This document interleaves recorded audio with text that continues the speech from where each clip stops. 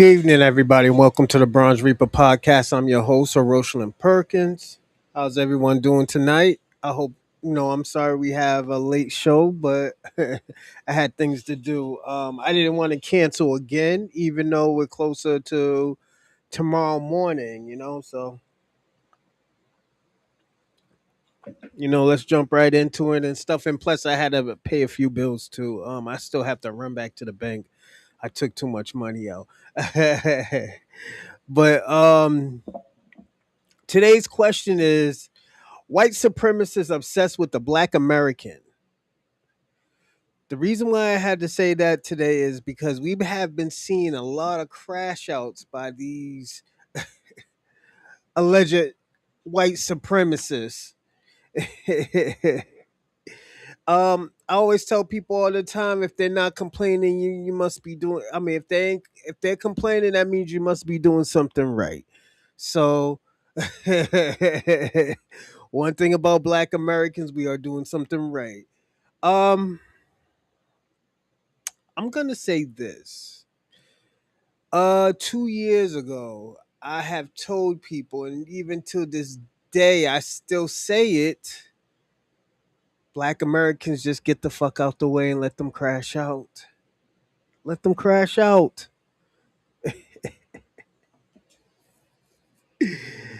I always have said this. Historically, and this is not really about it's about race, but it's a historical fact. White people, the white race has never got along with each other. They always only way they have got along is with the what is it, with the a common denominator and or a prime enemy, a primary enemy, as we always say. um it has gotten so bad that they try to hold on one second. The things that they accuse black Americans for, we have been seeing this a lot lately in the white community, in the white supremacy community. Exactly. Not really the white community, but the white supremacy community. What's going on, fresh as always? Salute, salute. Um my issue, I'm gonna say this, my issue with the white supremacists or even with the white community is that, you know, we have these statistics where or these stats where the stats are kind of biased. And I have been telling people that even with St. Michael's, I told St. Michael's, I was like, St. Michael's, one thing I don't do stats. And the reason why is because stats can lie, you know? But as every white supremacist, and this is a white supremacist could even be a black American or a Caribbean or an Asian or a Latinos, they can be considered a white supremacist because it's a system. It's a system. Give me a second. Let me put up the chair. Oh, it's already up. But yeah, it's a system. It's a system that been activated since the early 1800s, probably earlier than that. You know,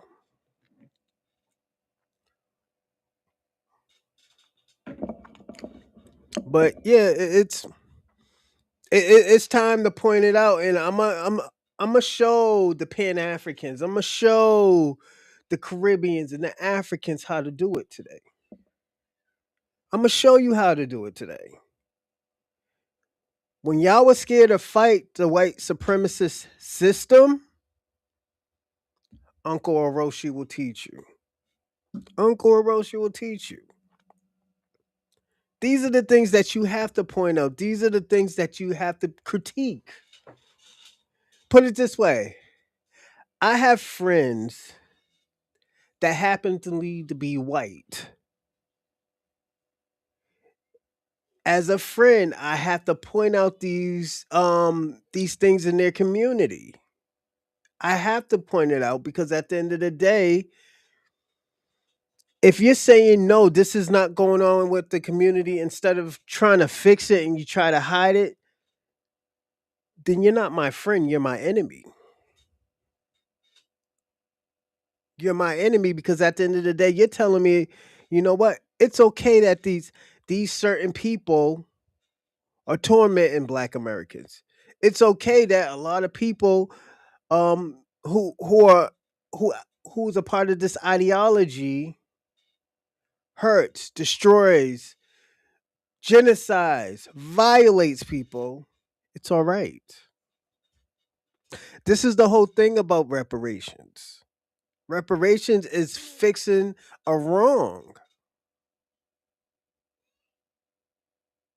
Putting band-aids on wounds that happened generations ago, multiple generations ago. So now let's fix it. Let's not say, oh, well, you know what? It's not that bad because we're in 2026. Nigga, that shit was just happening in the 1960s. Some people's grandparents are still alive that seen that shit. There's still there's people even in the early 2000s, 90s, 80s that were that was victims of it.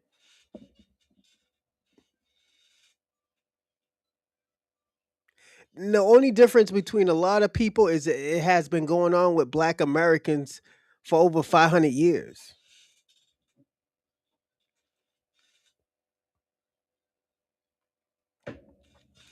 Over 500 years, we've been dealing with the same bullshit.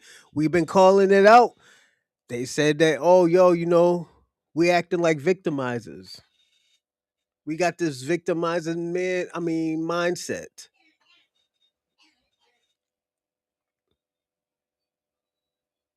I say you're a fucking liar.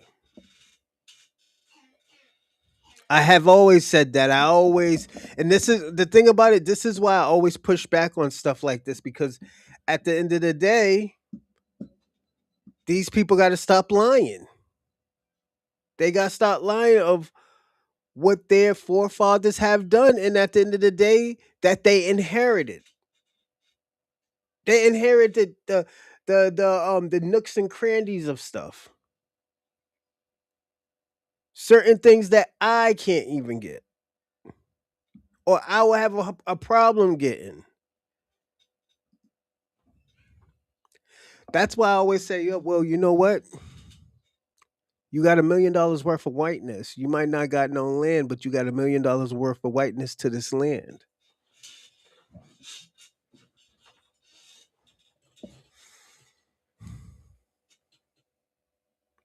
When we were telling shit was going on in the CIA and the FBI, niggas say, yo, we're just violent people. We don't understand. We don't know how to just comply. Now we're seeing it in 2026 on white Americans. Because black Americans isn't the problem anymore. Black Americans ain't the problem anymore.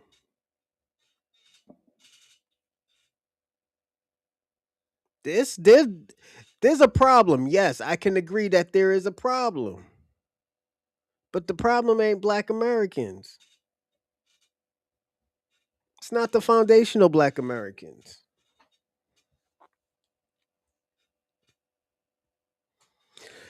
Sometimes I always tell people this. Sometimes the things that we protect is the is the is the it's the real problem. The things that we protect is the real situation that we're protecting it from.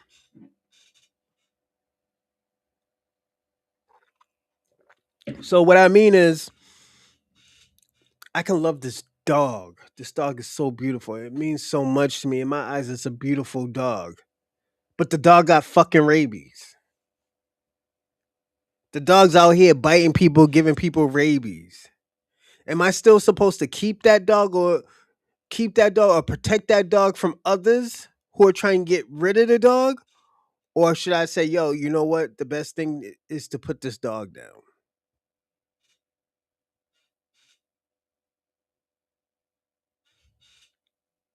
White the white community should have been fighting the system. This system, the white supremacy system, isn't even for them. I'm gonna be personally honest. It's not really for them. It's for the rich.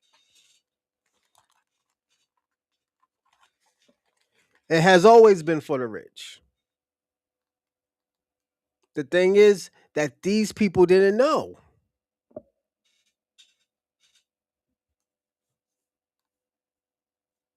They didn't know.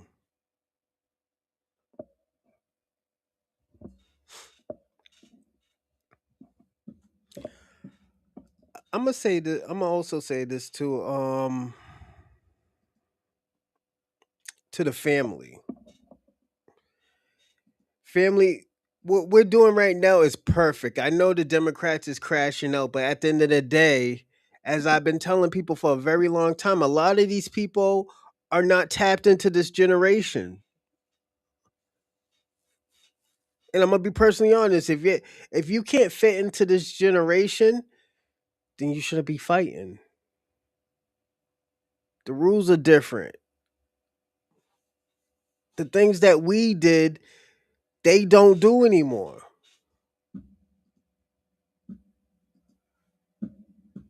They go they go keep lying. Yeah, of course they gotta keep on lying. And that's why I've been telling people all the time. I was like, yo, the shit that people are complaining of, even with white supremacy, the shit that they complaining of is the it's the minimum of people that are doing that fuckery. I'm just being personally honest. Like in Boston, Boston is known for bank robberies. Most of that shit is the Irish and the white people that does the bank robberies. You know, we rob drug houses and shit like that. Let's personally be honest. That's what most people do. Niggas ain't gonna rob nothing federal. And the reason why, because niggas ain't trying to do that type of time.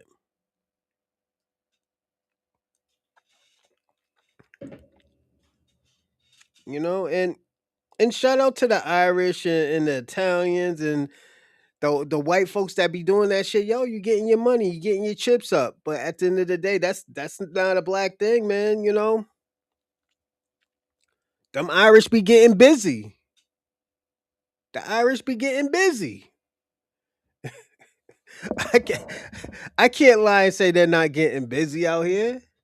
Give me a second. Yeah, they out here getting busy. Yeah, shout out to all the Irish folks with the robberies and stuff like that. And like it's just the system is too much now. Maybe years ago, yeah, it would be, something to think about, you know. But all these cameras, it's out here. It's too much, you know. I want to ask the white supremacist a question. And this is just me. How does it feel to be misunderstood? Because I think a lot of, and it's not all white people, but it's enough people where it's like, oh well, you know what, I still gotta second guess a lot of these motherfuckers. Because they fucked it up these white supremacists fucked it up for the good ones. The nigga who wants to work and do good in life. You know,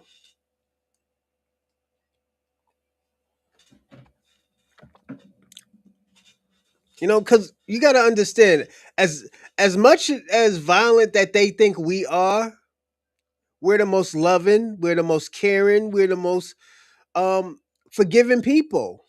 Black Americans. I can't say that for all races because I'm Black American. But Black Americans are the most loving and caring people ever. Ever since the modern day Israelites.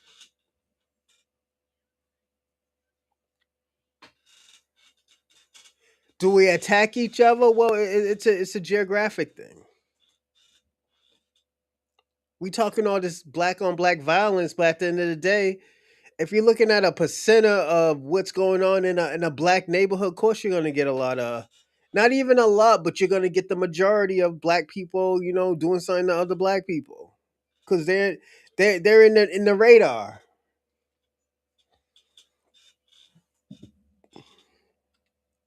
They're in the radar. You know,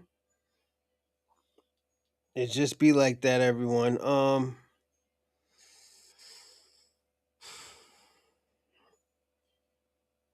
Give me a second.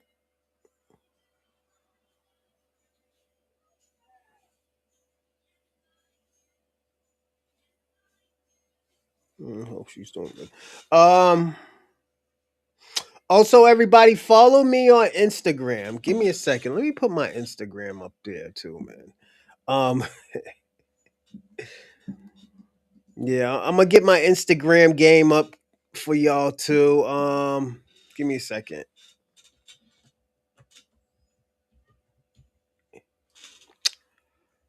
Mm, give me everybody. Give me a second, everybody. On my Instagram. Yeah, I gotta get my Instagram game up too. Hold on. Killer Kim. Oh, Killer Kim acting crazy again. Shout out to Killer. That's why I tell niggas stop fucking with him. And then I think that nigga's more petty than I am. You know, yeah, that nigga more petty than I am. You know, all right, that's my Instagram up there. It's a barcode. But if anything, I'm gonna put it in the description later on, or I'm gonna have that the joint swerve through too. Um, Let me see if I got my Instagram joint up there. No, I don't got the Instagram out. I'll do it later. But yeah, I do want to say this. Hold on one second.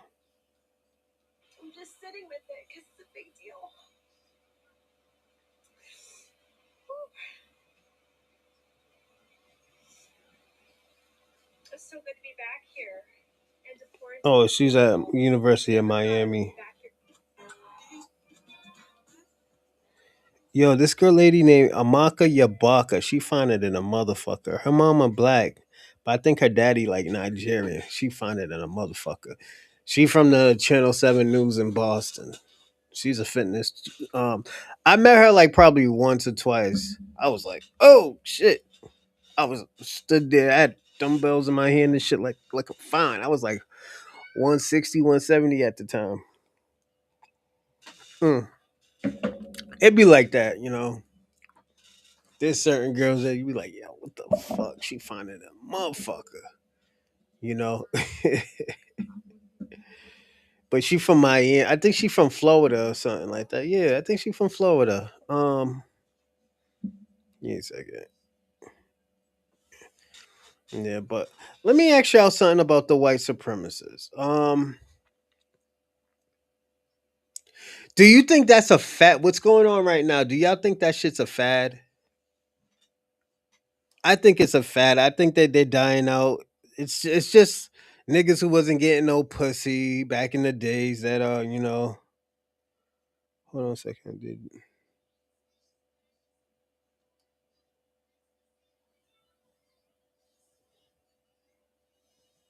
Hold on.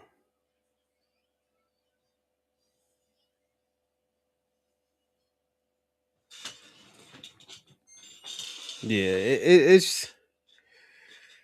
it comes to a point. I just think what they thought FBA was. This is what the white supremacy. This is what white nationalism was. I'm gonna say who fucked it up. I'm gonna be real. I'm gonna be really frank. I'm gonna be real frank about this. Who fucked up the white supremacy movement is Richard Spencer. When Richard Spencer was out here talking crazy towards people, and Niggas just ran up on him and tune him up a little bit. Pow, pow, pow, pow. Tune him up. I think that's what fucked up the white supremacists, and that's where people thought like, yeah, niggas could just run down on them. We don't give a fuck what they saying. We niggas is running down on them. Then after that, another situation is when Charlie Kirk got popped in the neck. You know, niggas, and I'm gonna say niggas was always running up on these white nationalists and these white conservatives. I've been seeing that. I was like, yeah, niggas is gonna tune them up. That's what's gonna happen. Y'all talk crazy. Y'all be on the line. Like, and I always tell people all the time, don't, nigga, stop pulling out guns on people because you know what? People gonna catch you when you're by yourself. That's the last thing you want somebody to do is catch you by when you're by yourself. Cause then after that, niggas is pulling out the cameras and you're gonna be on YouTube and niggas like me gonna be talking about it. Like, yeah, yo, niggas tuned them up. He was talking reckless and niggas just put hands on him. Niggas put hands on that man. They did him dirty. Caught him lacking.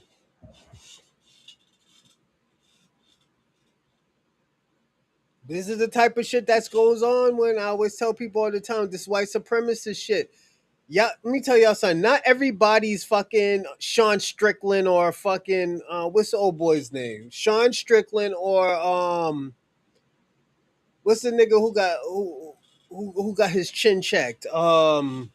Kobe Covington. Not everybody are those two type of people.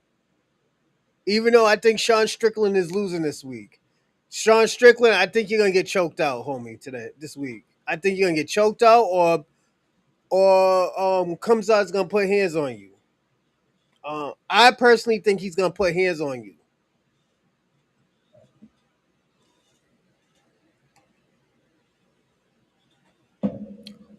I think homie's gonna put hands on you. And it's not because you're an asshole, it's just, yo, what's his name? Chava Kumsa is on some other shit. I was super excited. I was gonna take Sunday off to see this fight. Oh yes. Oh yes. Oh yes. Yo, niggas think I was joking. I was about to call. I was like, yeah, I'm ready to see this fight. Sean Strickland, I'm gonna say this, man. You gotta be ready this week. You gotta be ready. I know you talk crazy. I know you like talking about black people and shit like that, but this motherfucker's Russian, and he's from and I think his family's from Dagestan. He's not from Dagestan. I think he's from like Holland or some shit.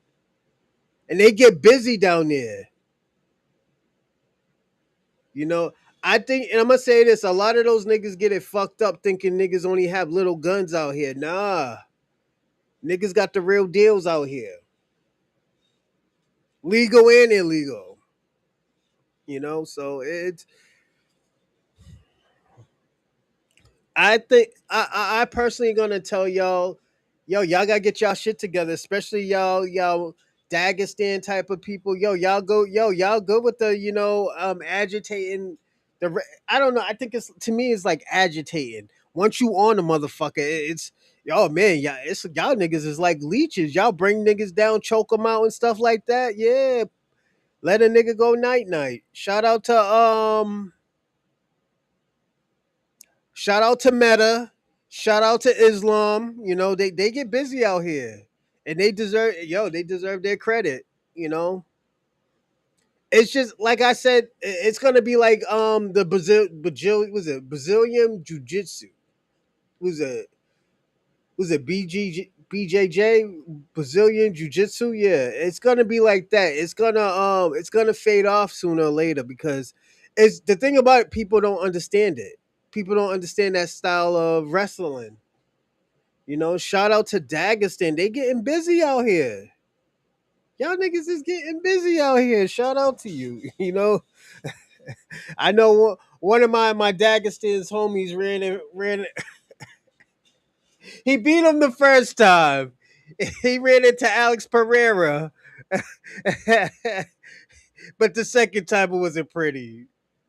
You know, Alex Pereira had to put him to sleep. Yeah, nigga knocked him out. Who y'all think's gonna win this week? Sean Strickland or Kumsa? I'm going from Kumsa, man. I'm gonna be personally honest. I'm about to put this in the live chat right now. Give me a second, everybody. And I'm gonna put this in the live chat for you. We're gonna do a survey. Uh, we're gonna do a few surveys actually. We're gonna do a poll.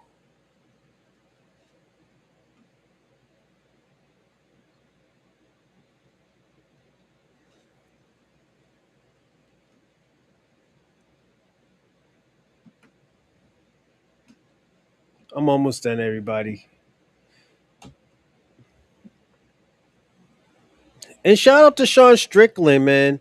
Yo, he be getting knocked out sometimes, man. But yo, he gets right back up and he got an unorthodox style. I still think that what he did to the sneaker was fucked up. I will say that. Even though I still I'm gonna say this. I think Sneaker's a sucker. But I don't think Sean Strickland should have did that shit too. Why you put your hands on that man like that? Yeah, shout out to Sean, man. And he's a weird cat too, man. He's a weird cat, but he's a good guy. The reason why I say he's a good guy, um,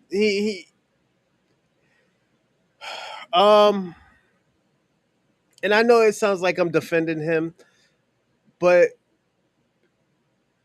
his his childhood was different than others. I will say that, Sean Strickland. I am defending you. Your childhood was different than a lot of other people. Me, I had a decent childhood. Um,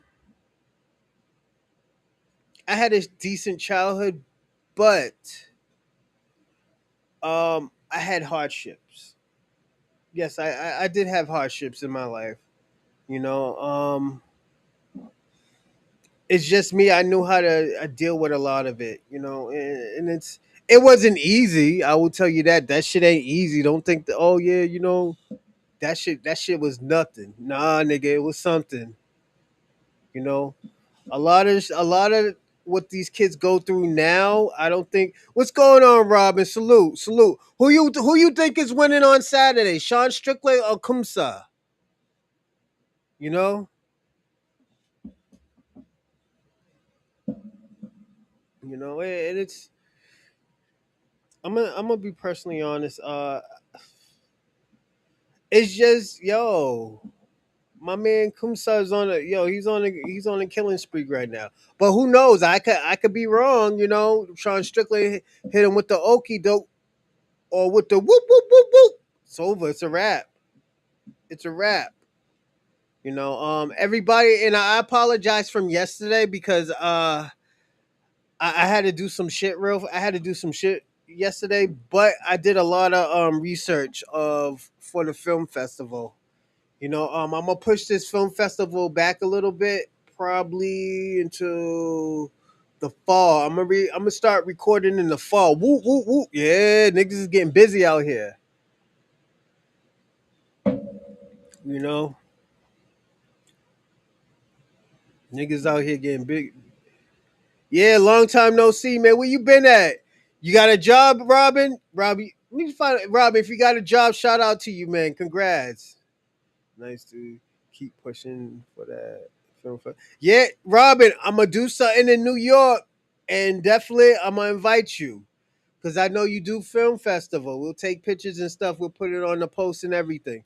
Um, I want to do that with everybody. Everybody who's on this show. If I come to your town and stuff, I want to take pictures with y'all. And after I take pictures, I'll put it on the post and stuff. Like, oh yeah, look at whoop whoop whoop whoop.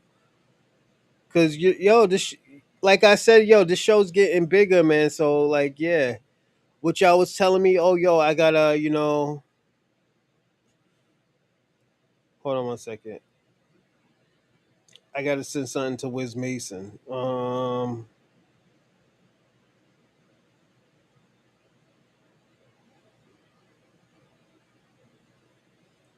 Cause I know Wiz like, yo, why don't you send me your show?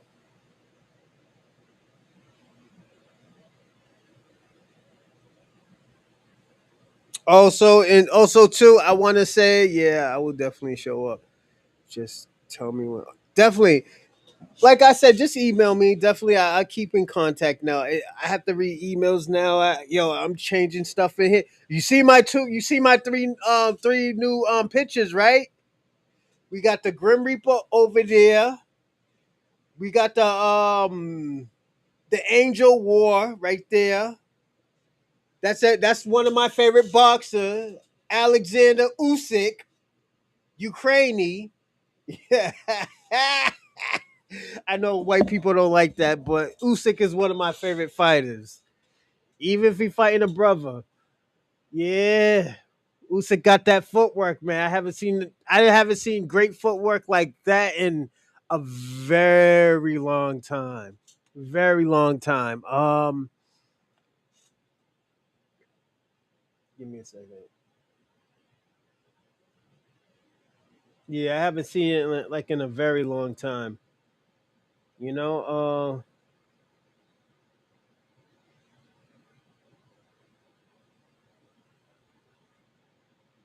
but yeah, I like the I like it. Yeah, yeah. I had to put Usyk, man. If it wasn't Deontay Wilder or Sonny Lister, it's gonna be Usyk. You know, I'm a big Sonny Lister fan. Sonny Lister is my favorite fighter. You know, the Angel War picture is super cool. Thank you, man. I appreciate that. I actually got that off of Timu. You know, it was like $17. Yeah, it was like $17. You know, um, and we're gonna start the show in like 15, 20 minutes. Once we hit the 45 mark, well, 10, 15 minutes. Yeah, we're gonna start the show. Um, I'll actually pull it off the wall. Give me 1 second. I'll show you it. No, what? No, I'll take a picture of it and I'll put it in the post, and I'll put it on Kick too. Robin, definitely. Because I know you're comfortable with Kick, so definitely I will. I'll see if I can put a post in Kick. I'll put a post of all three of those pictures, and I got pictures up here. I got Young Dolph. I got a Black Jesus Christ. I got Black Jesus up here, and I got Darth Vader. You know, and the white the niggas in the white mask and shit. The Star Wars or Star Trek shit. I have never seen it. I seen was it? I seen one star. Actually, I seen one Star Wars. It's the nigga who turned into Darth Vader. You know. So yeah, I have seen it. You know, definitely everybody. Don't forget to like and subscribe, comment in the live chat. Definitely you got to be a subscriber, so subscribe if you're in YouTube. I don't know how Kick and everybody else work, but in YouTube, yeah, I noticed that today's show concerns my geographic, so I can yeah, of course. Let me ask you a question, Robin. Do you think the white supremacy movement is fading away? I think it's fading away. You know, like just like let's look at it. Like let's look at what's going on in the white community right now, the white supremacy community, because the white community and the white supremacy community is different. Um,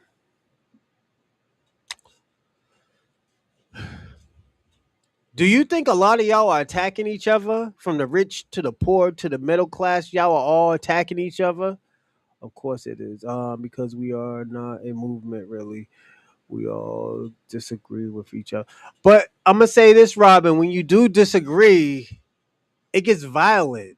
For some reason, it always gets violent, and that's a big concern. You know, because at the end of the day, it's and Robin. Remember, I was telling you, this is when I first met you. I was saying, Robin, the problem with your community is that there is no unity in your community. There has never been no unity in your community. Only time that I'll give you only one time that there's unity is when they have a black common enemy or a denominator. I can't say denominator today, but that's the only time that y'all have a. That's the only time that y'all are That's the only time that y'all are on the same page. And remember, I gave you even examples when a lot of these Europeans were coming over here to North and South America in the Caribbean islands, that y'all was fighting each other for it until y'all sat down and just broke it up and saying like, "Yo, there's people on here that we're gonna have to fight. We're better off sticking together." That's why a lot of these Caribbean countries, they were colonized by one or two other countries. Like if you look at Jamaica, Jamaica is a British colony, but it was controlled by the Spaniards before, So this isn't nothing new. Give me a second. Let me fix the camera. Yeah, so this ain't nothing new, you know. That's why I always tell people all the time. That's why I was telling people like, yo, just sit the fuck back and watch the show. And these niggas is just gonna attack each other, you know. And also too, it's like Animal Kingdom, if you kind of understand. Robin, hold on, let me see what you said first. You have to remember, my experience is different. So I didn't grow up around white folks, so never saw the country. I am the city boy. No, like, let me give you another example. Just white people, period. You got your good white folks, you got your bad white folks. Bronze might be correct. White supremacy is obsessed with blacks. They are super obsessed. This white create it. Yeah. To be to the global. Give me a second, Black Snow Bunny King. Let me finish. Yeah. Please retype that. Yeah, my man, please retype that. I was like, I wasn't gonna say anything, Black Snow Bunny King, because you know me, I'm not gonna put you on the spot like that. But nigga, I got some of this shit, so I'll answer some of that. Um, so what I mean, Robin, is that just in general, not all, but in general, a lot of white people who hasn't really been around black people, if they were around black people, they stay away from black people. That's the type. That's the type of people. Sometimes your creation can be your own demise. The white supremacy was created by the Europeans, but it's their own demise. It has always been their own demise. You know. And let me ask you a question, Robin, before I go to Black Snowbunny King and see what he's saying. Even though he did still spell it wrong, spell shit wrong. Um, Give me an example. Let me give you an example. Let me say this. Do you think there's a lot of fearmonger coming out of this white nationalism for y'all to be, like going crazy? Because I can cure, I can fix your problem. Your problems, your white supremacy, not you, but the white supremacy problems is easy to fix. It's very easy to fix. Just like the black community, we're fixing our problems. We have always been going crazy. This isn't new. Yeah, it's not new. The only thing that y'all needed was unity. Unity amongst each other, have a common goal, or at least a similar goal. Be under one umbrella. You could have a different ideology, but be under one umbrella. Like, let me give you an example. What's going on, Convo? Salute, salute. Let me give you an example. So, Black Americans, foundational Black Americans. We are under the Black American umbrella, but there is foundational Black Americans. There's indigenous Black Indians, but we're still under that one umbrella. We still have one common goal. You know, we still unite for that one common goal. We might disagree a lot. We might be like, oh, well, you know what? You're this, you're that, you're that, you're that, and this, you like that. At the end of the day, we have a common goal. We can be Geechee. We can be Creole. We can be, because Creole, there's so many types of Creoles. There's Geechee Creole. There's Creole, Louisiana Creole. There's a lot of Creoles out here. Cape Verdean Creole ain't ours. Haitian Creole ain't ours. Stuff like that isn't ours. But at the end of the day, we're still under one umbrella. You know, the Geechee Creole and the Louisiana Creole. We're still under one umbrella. This is why we're working good so perfectly and we don't have a leader. We might have elders and scholars, as I always say, but we don't have a leader. You know, that's just what it is. Let me see what you say. Then I'm gonna go to White Snow Bunny King. Mhm. We just don't operate that way. Even within families, we are always fighting. Yeah, that's the thing.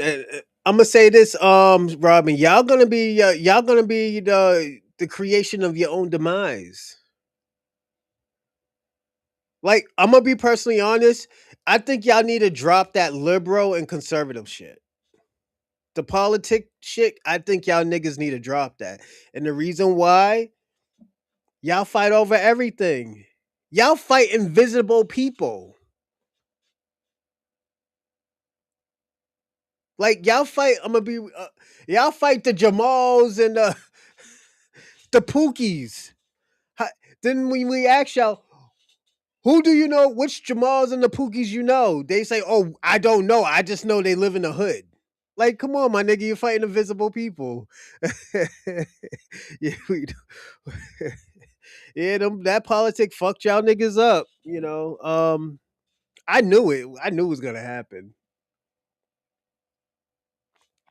Um, like what our problems with the politics is that people who are not from our culture and people who has dual loyalty. Most black people don't have dual loyalty. Our loyalty is towards Black Americans. You know, then you got the old niggas. The old niggas is crazy. I will tell you that our old niggas is batshit crazy. Like the Shabakas. Shabaka, I believe, is a Black American. I I don't know what that nigga is, but he say he's Black American. But I'm gonna say this: those type of niggas, we always warn each other: be careful of the Rollins, be careful of the Ricky Smileys, be careful of the Steve Harveys. These niggas is working on a different vibration. You know, that's how we get busy. You know, so yeah, it's a part of the game. You know, give me a second. Our old boomer parents are. Oh yeah, of course. Oh, nigga, I don't even think batshit crazy is the word, man. These niggas, some of these white batshit crazy boomers, baby boomers, they be talking about, oh yeah, it's the CIA, nigga. You used to work for the CIA. The CIA used to have y'all niggas backs. Niggas was out here lynching 20, was it 5 to 10 people on Saturday mornings at a picnic. Y'all niggas taking pictures and shit. And y'all, a lot of y'all didn't go to jail. None of y'all went to jail, and we know who you are. We seen you in them pictures. The ones that y'all was chasing black people out of school, such as what's his name? What's the nigga who owns the Dallas Cowboys, and they caught his picture with him harassing that little black girl in the Arkansas. Jerry Jones.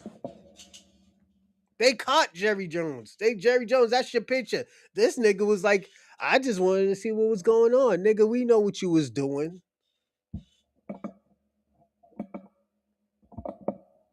His ideology just changed because he found out black people are profitable. That's all. And let me throw allegedly he was there.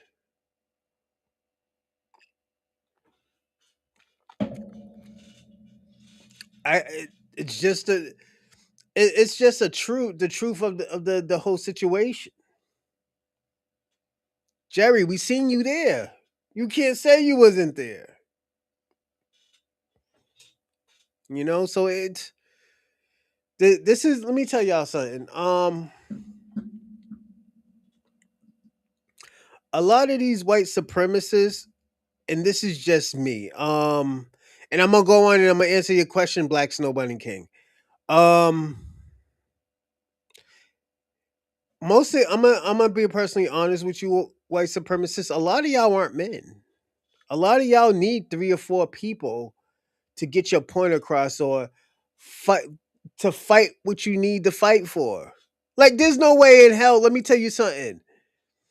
If one of your leaders, because this is a movement, the white nation, was it the nationalist is a movement. There's no way in hell there should be a fucking Mexican telling you what the fuck to do, how to be white. Don't forget, in the 1930s, they were fighting to be white. The only people who get that pass is probably Italians and Irish. Because at a certain time, they weren't considered white. So they get that pass. But the Nick Fuentes, the fucking Gypsy Crusader, the nigga's a Mexican too. His mama looked like she's a fucking maid. She used to be a maid in the 1980s and 70s. Like, there's no way in hell people who aren't white are teaching y'all how to be white. Because if it's like that, I should be like, well, y'all niggas don't know how to be white. Y'all are wasting your whiteness.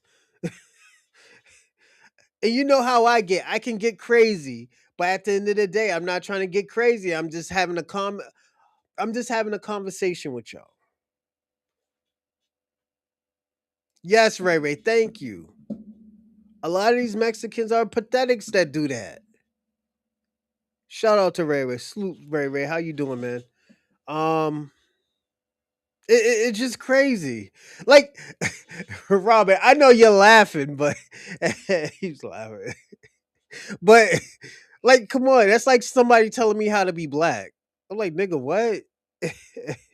I'm black 24 hours a day, 7 days a week, my nigga. Like 365 days a year. Like, come on. What can you tell me that I don't know? They, they couldn't even tell us our history. They just tell us, oh, we all came off the fucking slave boat. Oh, is it a Mexican? Is a comedian comedy skit? Hey, bro, I'm gonna look that. I mean, Ray Ray, I'm gonna look that one up.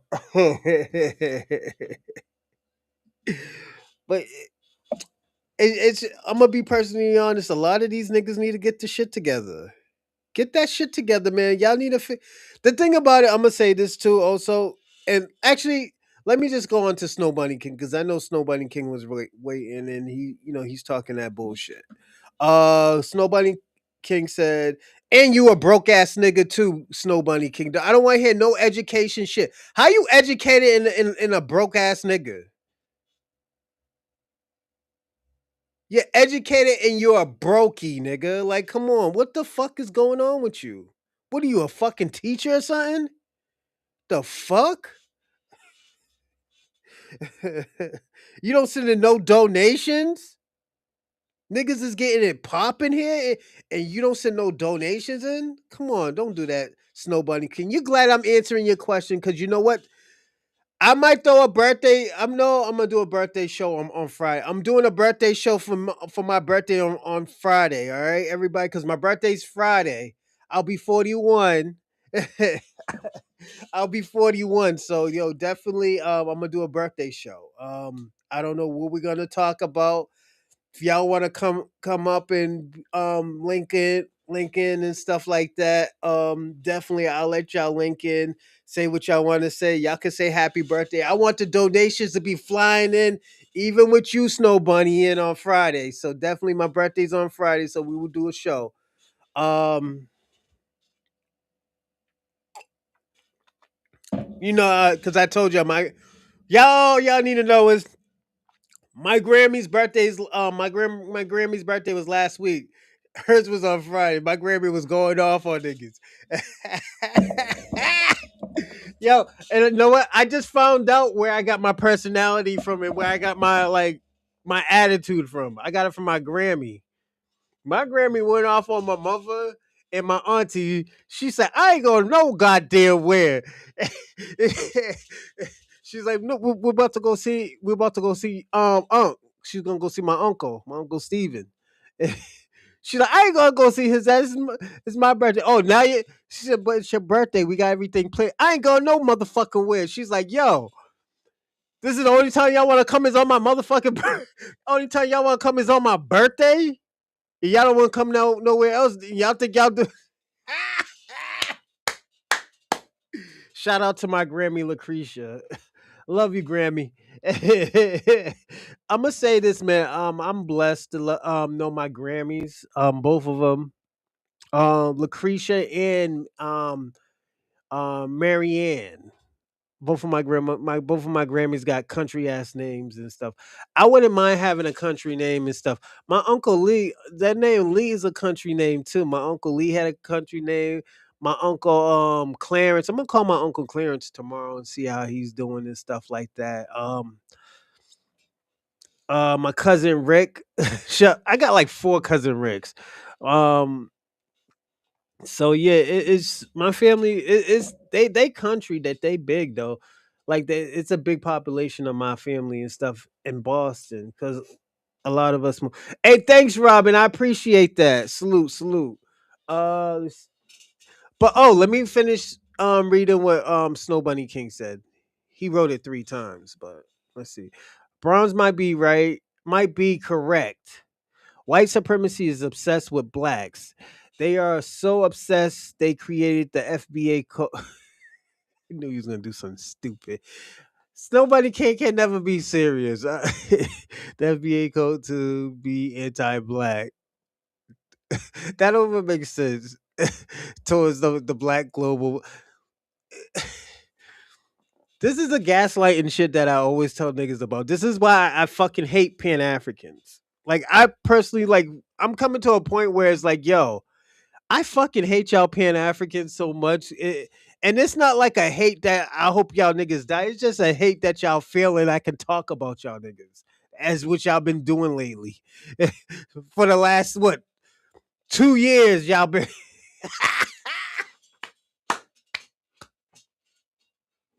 y'all niggas is just losers. The Pan African community is just they're just losers. Y'all can have let me tell you something. Y'all can have a whole bunch of money, but y'all niggas is just still natural born losers. You know? I hope y'all get what I'm talking about. Like y'all niggas is just natural born losers, you know?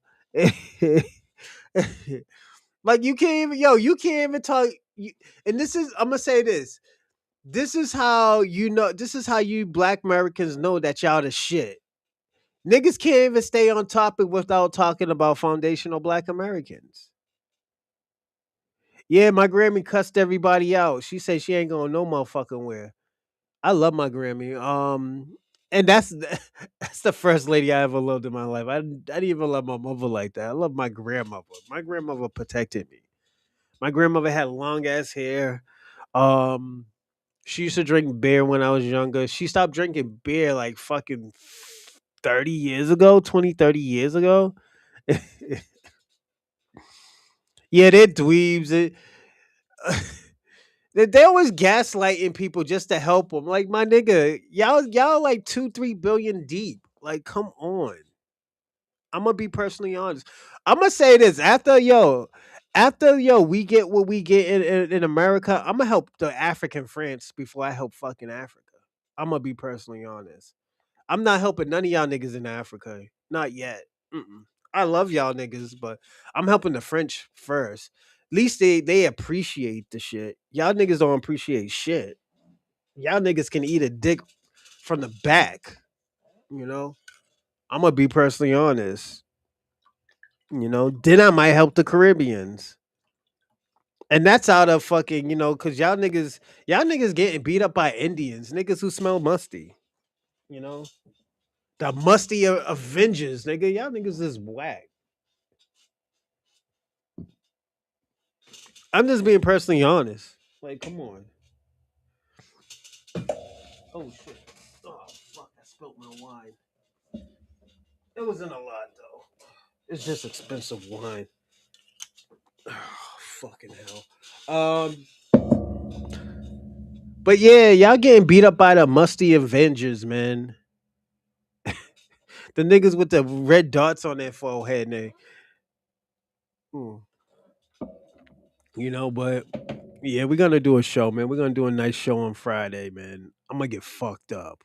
I know I'm gonna get fucked up. I already took out money. I got to put money back into the bank.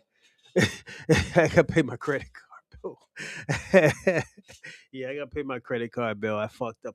I took too much money out. Because I usually put money in my safe, so that's why. Um, but yeah, they're just fucking up, man. The Pan Africans, y'all can't get shit correctly, and y'all niggas need to get that shit correct. Fixed.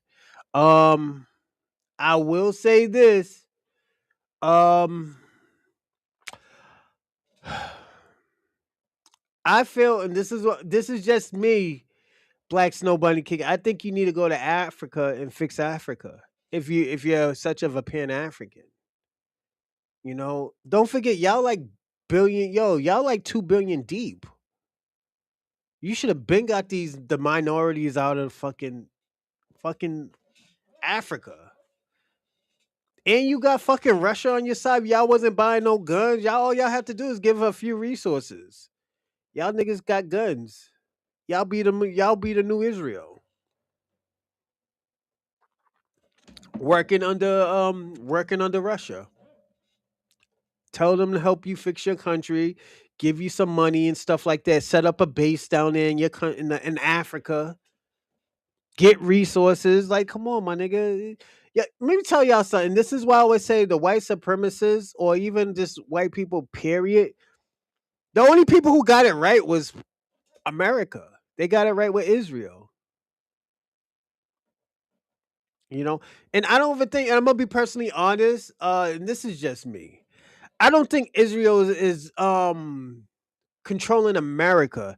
I think they're just doing business on the side where they do if somebody does dirt, they both hide in their shit because at the end of the day, they both gonna get caught up in it. Is there gonna be a fall guy? Yes. Harvey Weinstein and Jeffrey Epstein. You know, what has Pan Africanism accomplished for FBAs in the past 50 years? Nothing. Nothing. You're right, Convo. They didn't accomplish anything. You know, and that's their thing. The thing about it, they're coming up. Remember that remember like a few months ago when they used to, when a lot of these red pillars used to talk about women not having accountability, not recognizing that they need to be accountable of their fuckery. This is that is actually what I think too regarding Israel. Yeah, I don't think Israel's controlling America. That shit. It's the thing about it. Again, Robin. It's about accountability. It's about accountability. You fucked up the bag. The white supremacists fucked up the bag. They fucked up the bag where, you know what? Niggas had to stop the money flow. Like, yo, nigga, y'all just out here wasting money and killing people. Like, niggas is finding out about the airstrike that you did to a black community. Like, my nigga, how the fuck y'all are not on top? And we're giving you all these resources. We're giving you we're letting you go two steps forward than anybody, and you're still failing. And this is the questions that they're asking, Robin, where this is why I say that a lot of y'all niggas got $1 million worth of whiteness, because at the end of the day, at least you could think of this. I can get a second chance. Most black people can say, oh, y'all, I'm fucked. I don't have a second chance. I'm going to have to get this fucked up job. Niggas is not going to push me up where I can, prosper. At least you could say, like, yo, I can work hard, fuck it. I'll work here for 2-3 years, but at least I could get a manager position. I could be a manager somewhere. A black American, yo, you will never be a fucking manager, especially if you're a fucking crook. Nigga, I work at Napa. They had a dope fiend as a assistant supervisor. He's a dope fiend. A white man, he was a dope fiend. He was getting high on the job.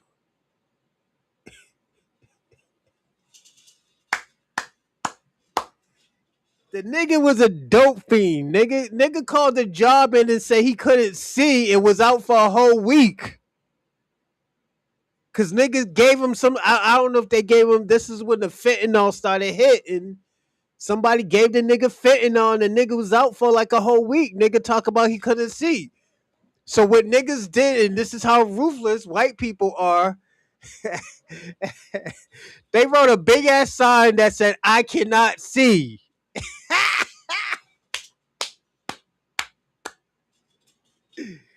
They wrote a big ass sign that said, "I cannot see." They bought some blind glasses in the walking stick and hung it in his department.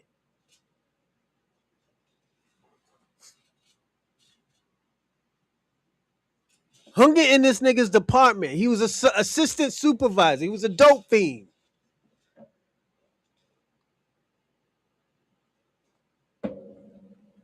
That's why I say y'all niggas got $1 million worth of whiteness. Put it this way: if I was a dope fiend, niggas ain't giving me no job.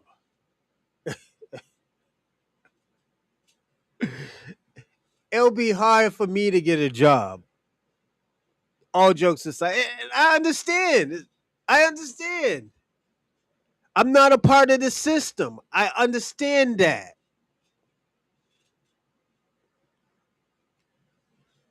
But what I'm gonna tell you what's great about Black Americans. We work with the system so we can get what we want, but we will never sell our souls. We won't sell our own people out. Oh, I don't know what happened. That says, oh, I don't know what happened. If you don't tell me, you're gonna get. How am I gonna tell you something that I don't know? I'm sorry, I don't know. We know the rules. They know we know you can't fire us. You just scaring us. You know, white people. Yo, I'm telling you, Robin, your peoples is ruthless. That's why they're joke. That's why, yo, I'm gonna be personally honest, Robin. That's why a lot of white people get in trouble for their jokes. Cause some shit that you're just not supposed to be joking around about. Niggas be joking around about sexual assaults. The only funny thing that I ever heard about a sexual assault was the Dave Chappelle joke. This nigga said, like, yo, what happened if you go to jail? He's like, yo, most black people go to jail. If you get sexually assaulted, Dave Chappelle would say, oh, man, I just got to charge it to the game. Got to charge it to the game. Just keep on walking. You ain't going to tell a nigga that shit. You got sexually assaulted by another nigga. Like, nah. Like that, like, I'm going to be personally honest. Niggas know about what's going on now. It's something new. This is some new shit. Like when somebody gets sexually assaulted, that shit stayed in the community. That shit don't leave the community because once it leaves the community, we don't need to know, niggas know what's going on in our community.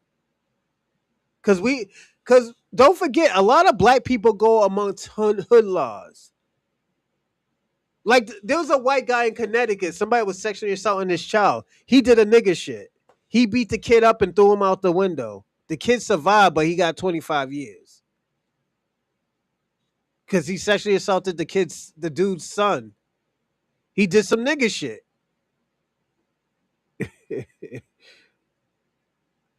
Yeah. Yeah, Robin, you know what I'm talking. Like this shit's crazy. Like, yo, nigga, you just add that, charge that shit to the game and say, yo, this nigga will never ever do that shit again because I'm gonna poke this nigga up. Fuck it, I'll stay in jail forever. I bet you another nigga ain't gonna touch me. Yeah, Ray Ray knows what I'm talking about. Right? Yeah, Ray Ray knows what I'm talking about. It's like, yeah, niggas ain't doing that. Niggas is wildin'. Hold on one second. I used to get BG products from Napa for my Maxima Z. Yeah, yeah, like yo, they got good products. Don't get me wrong, they got good and reliable products. It's just I work at a distribution. So say if you needed some pieces in the New England region, you'll get that shit from me. It wasn't worth shit. That job wasn't worth shit. Can you make a career out of it? Probably not. Yeah, probably not. Because once you go over $25 an hour, 25, $26 an hour, you can't get no more, no less. You know, that's the max out. Then you're just gonna be working overtime for the rest of your life. Fuck that. I remember this black guy who worked when they were giving him his 8 year anniversary. He said, 8 years? I've been here for 8 years. Damn, that's a bid. He's like, I was like, nigga, you don't think about leaving that job? Nigga was in his 40s. It's a fucked up. It's a job that you don't want to be there for no 5, 10 years. I'll be personally honest. LOL, imagine. Yeah, they are expensive as fuck. Yeah, now they are. I used to get a little discount on it. That's the only thing. Uh, thank God I got not fired, but I got let go out of that job. So that was super excited. You know, Yeah, I'm just glad I got let go out of that job. I wouldn't have the job that I have now. I can move up. It's a little bit more professional. Um, and I deal with people. I help people, and I'm. Oh yeah, I'm MAP certified too, so I can give niggas drugs and pills and shit. So I'm MAP certified right now. I'm super excited. Shout out to y'all. I know y'all dealt with me like doing short shows and stuff. It's because I had to study.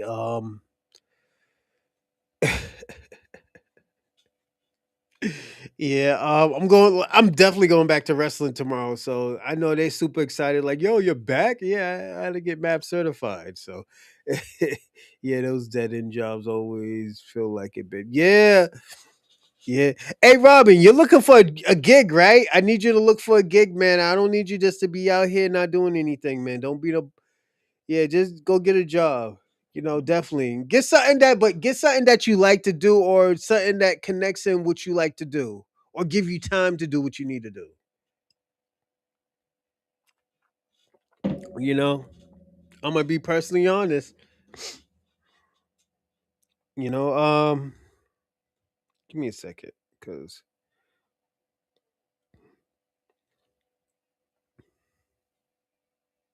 I'm gonna say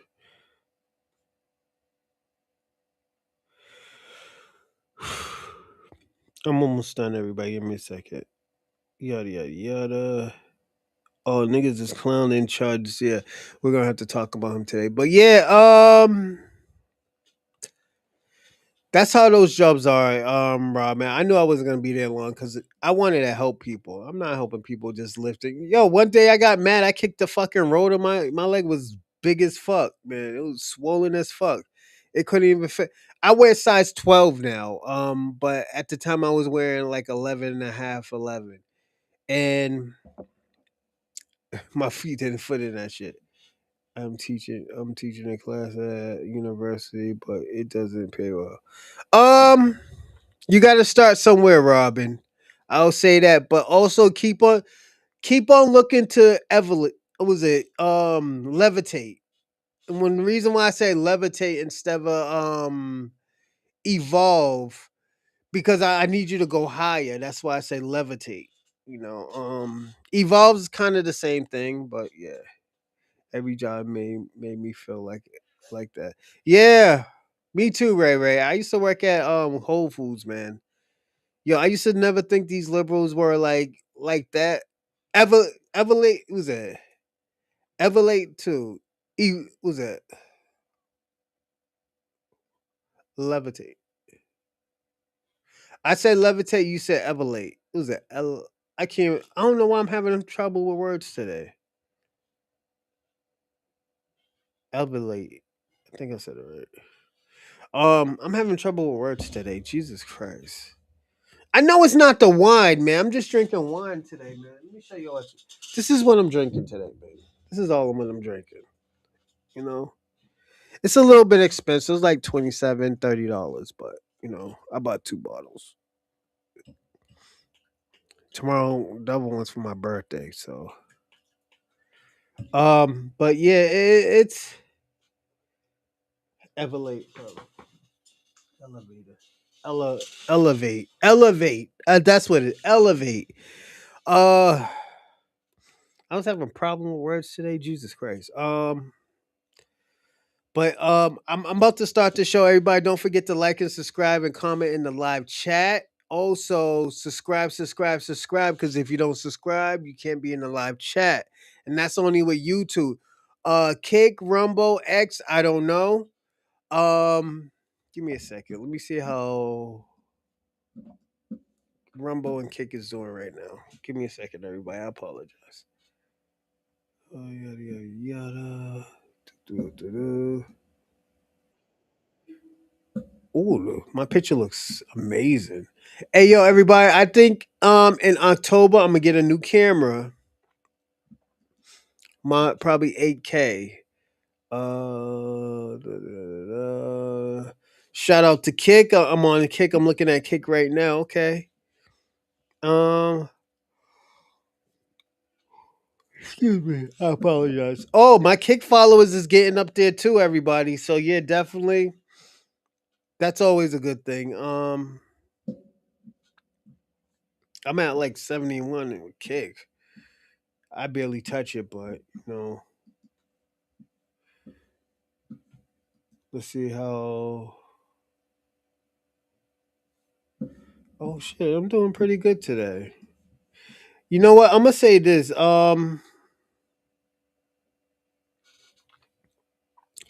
Like these different. I'm gonna start promoting a lot of these streams sooner or later. So yeah, it'll AK camera. Yeah, yeah. I was yeah.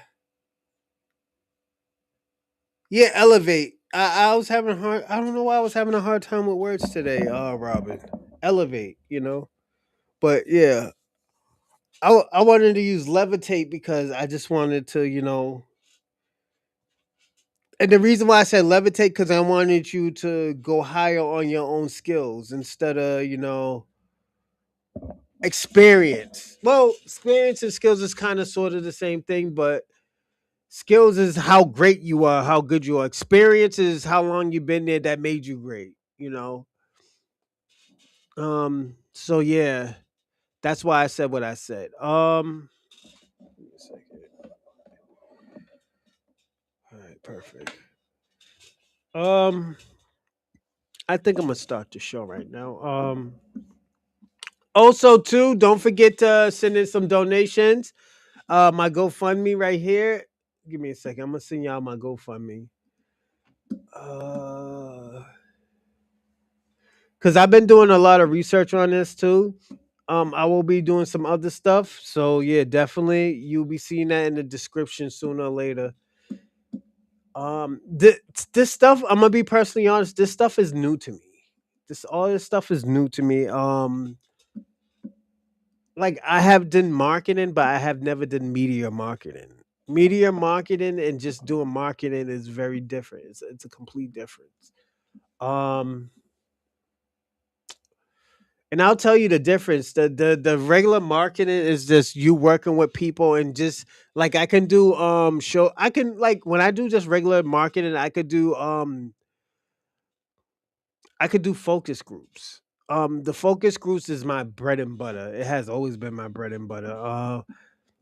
That's why I always tell people all the time the marketing, I could do the marketing, but so you finished the movie.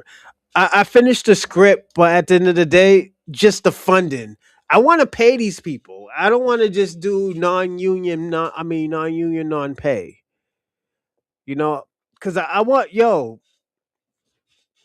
I'm putting my money up, but at the end of the day, I want to if I have to do funding, because this is what I'm gonna do. Starting today, every paycheck that I get, I'm taking like $300-400 out, and I'm gonna have to put it forward to this movie until I reach like, because my goal is 7,000, and I was gonna double it. I don't need 7,000, but 7,000 will be great. It's a comfortable it's a comfortable number, So yeah, just type up the script and finish draft and send it around. See who choose to fund it. I just don't know who to send it to, Robin. That's my issue. Hmm. You know, that was my issue. I just don't know who to send it to. That's why I've been doing research. My uncle, he just got out of jail like a year ago. He's telling me about GPT chat. He's like, "Yo, do you use GPT chat?" I think that's what it's called, GPT chat. I was like, "No." He's like, "Yo, you should use it." He's like, "Yo, that shit will help you get what you need to get." And I'm like, "All right, so I'm gonna have to use it." If my uncle's telling me to use it, then I was like, "Yeah, I'm gonna use it." My uncle, this nigga be talking about quantum physics with me, so I'm gonna say that he be talking about quantum physics with me, and it blew my mind when he was teaching me it. So that's why I always tell people, oh, stop judging niggas who go to jail, because them niggas could be smart too. Hold on, give me a second.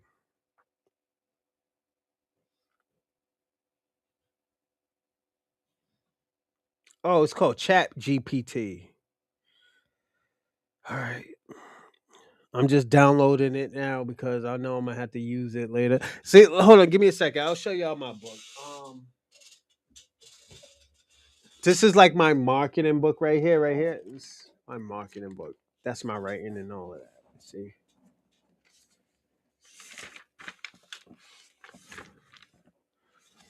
So yeah, this is the book right here where I keep all the research and stuff. And at the end of every all the work I get, I'm gonna write a blueprint of it, everything. So uh, but that shit is cheating. He said, but that shit's cheating. Yeah, that's why I didn't want to touch it. You could tell GPT chat write me a script on this subject. Yeah, well, nah, I wouldn't use that shit. I want to find how can I get funding for the short film. Mm. Because I'm thinking about taking out a small business loan. If you know fuck around, I'm gonna end up having to take out a small business loan. You know, because it's like I said, I want to pay people. I know I shouldn't pay them because this is the first film, but I think it'll be worth it. I'm gonna have to go down to Boston probably in 2 weeks Because there's a few spots I want to look at. And I want to talk to. Uh, there's a few spots that I want to use. Yeah, there's a few spots I want to use. And when y'all, I'm telling y'all, you know what? Put it this way. Uh, I have a few ideas and I have a few things that I might want to use just to make more money in the filming and stuff. It's gonna be crazy, but I was gonna use a house, but I think I want to use like small parts where like people like I was gonna use a part like where Miss Edna, her name is Miss Edna, that's their auntie. Miss Edna wants them to meet at a pond at Jamaica Pond, and she talks. Um, and that means I got to change the script. So that's the only thing I didn't want to do is change the script. But I know that I would have to change the script. What kind of budget do you think you are going to need? Probably like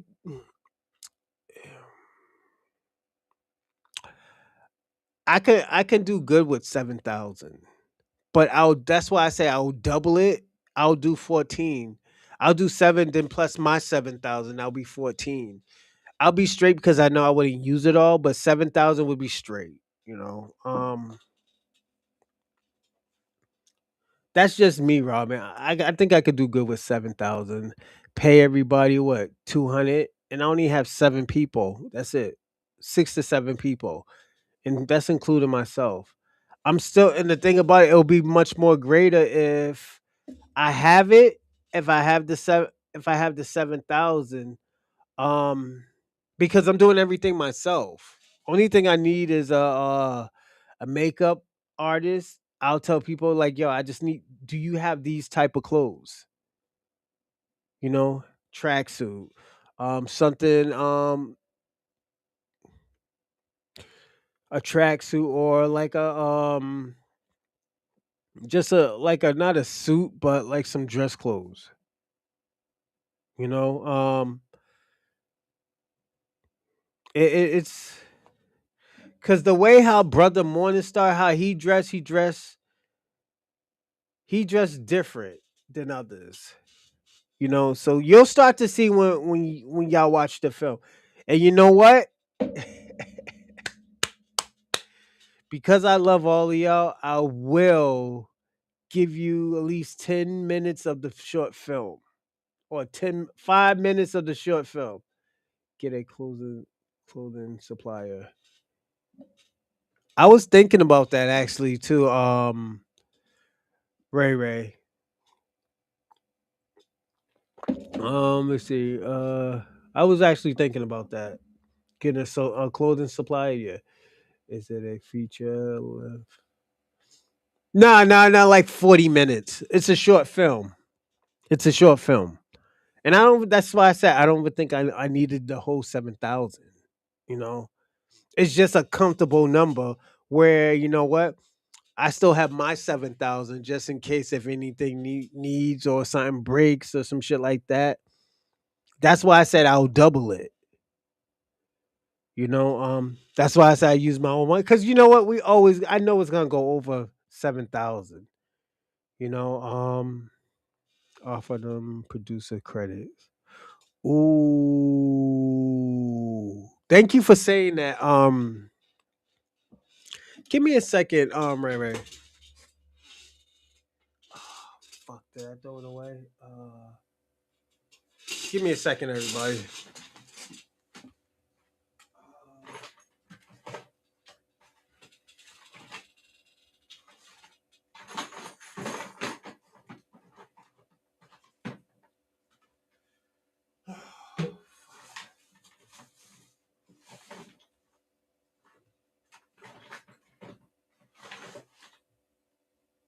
Mm, damn, I can't even find it.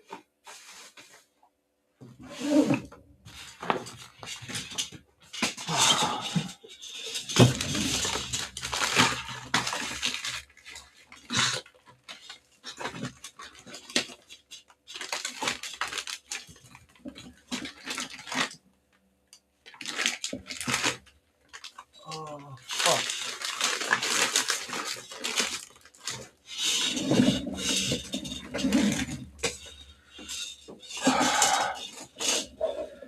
All right. All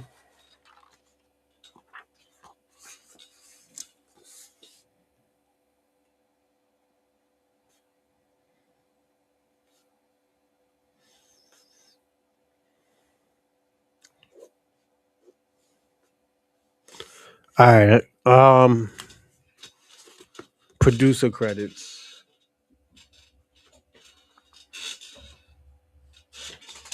You just. I don't know Spike Lee's number. I think I emailed Seven Muse production, but I don't know his. I don't know his information like that. Robin. I was looking for it actually. Um, and I'm gonna say this. I think Spike Lee's a Pan African too. Oh yeah, I think yeah, I think he's a Pan African too. But at the end of the day, he's a good guy. Spike Lee, you know how much hate that nigga been getting. You know, and like niggas just been like niggas. Let me tell you something. Black Americans been having to defend Spike Lee for all the bullshit that these niggas was feeling about him. So you know, shout out to Spike Lee, man. But yeah, oh, shout out to Robin, my man on level 14. Yeah, he's FBA, but he has a Pan African ideology.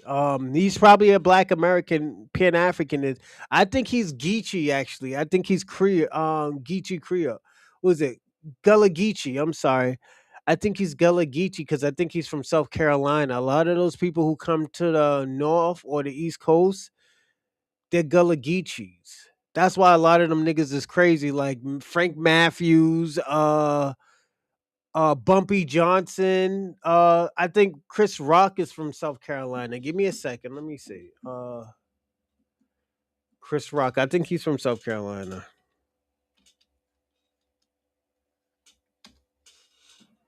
Yeah, he's from South Carolina. Michelle Obama. She's Geechee. Kwame Brown.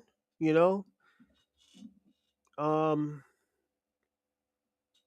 Yeah, there's a lot of Geechee people out here. Shout out to the Geechee community. You know.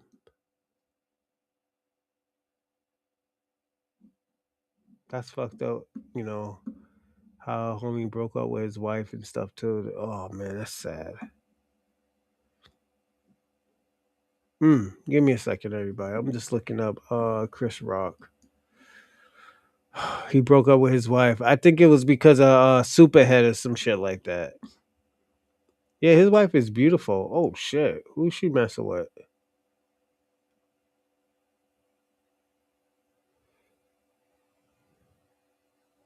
Hey birthday, you want to travel. Oh man. Oh no, that's probably her pops. You know, but yeah, shout out to Chris Rock and his ex-wife. Them niggas be doing their thing, man. It happens, man. Niggas just break up and shit like that. Um.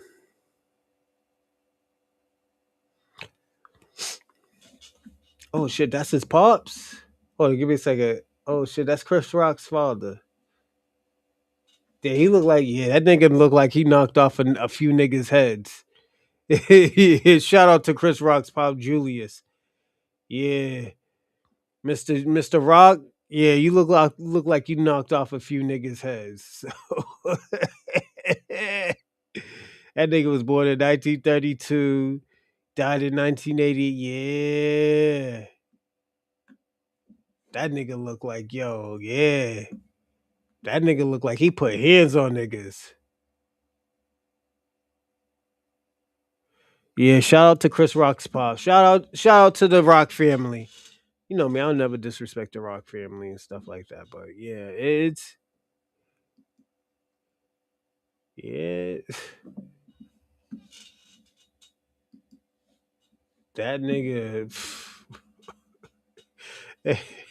yo, nigga, if y'all see this nigga's father, yo, Chris Rock's father look crazy. That nigga look like he beat up a few niggas. That's why I'm gonna say this. This is why a lot of niggas didn't fuck with Chris Rock's pops.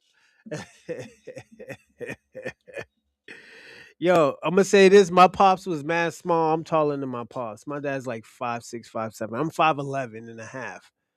You know, so I'm 5'11", 5'11" and a half.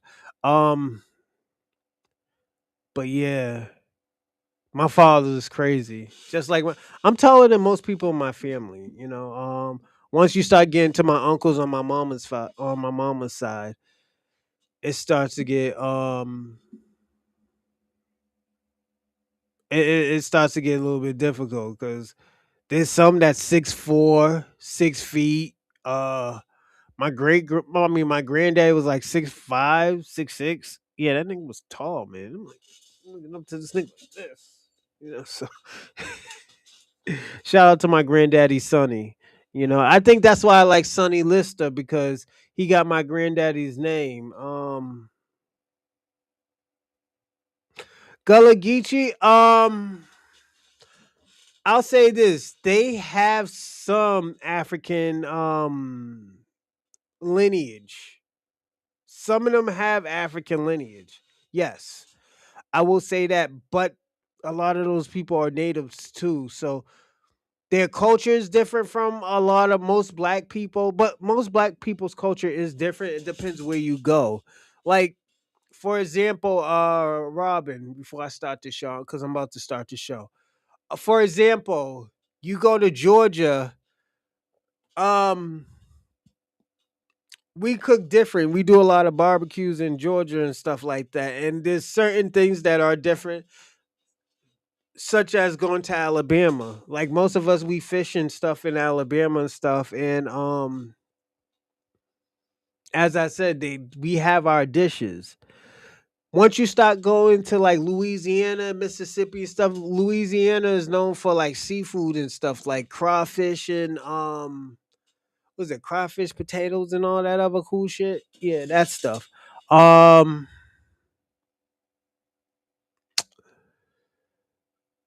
in South Carolina, the Geechees, they're known for using the whole animal. From the bones to the meat to the pork, everything. They use the whole animal. That's what's so cool about Geechees. They use the whole animal. The whole animal is not gonna go to waste. They're gonna use everything. They have a different culture. Like it's so bad that the white supremacists is trying to take them out their land in South Carolina. So yeah, there is a difference. Yeah, the Geechee, yeah, them Geechee folks, the Native Americans did that too. Yeah, that is cool. Yeah, see, so like I said, that's why I said some of it is African culture, but they use the whole animal. Africans don't use the whole animal. They use what they want. So, because it's their culture, you know. So yeah, let's start the show. I know I've been talking for an hour and a half, so I apologize everybody, but let's get into the show. Um we're gonna talk about the obsession with black Americans, and we're gonna break this down. Black people are lucky to be Americans. If it weren't for white people having slaves back in the day, there would be no black people in America. And white people should be lucky that the Spaniards gave you boats so you can escape the treacherous brutality of King James. You know, he was burning white people at the stake for being pagans. You should also thank, most importantly, the indigenous people of North America for teaching you how to live off the land because you could have died your first winter.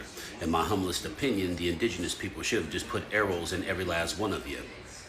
But that's just me. However, it will not take away from white people being thankful that the indigenous people taught you how to live off the land to survive your first winter.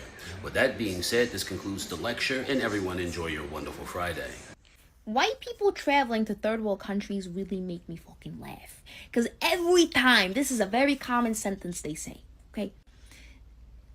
Oh my god, they're poor. Is that a New York accent or is that an Italian accent? I think that's a New York accent, right? Hey, Robin, is that a New York accent or is that a Italian accent?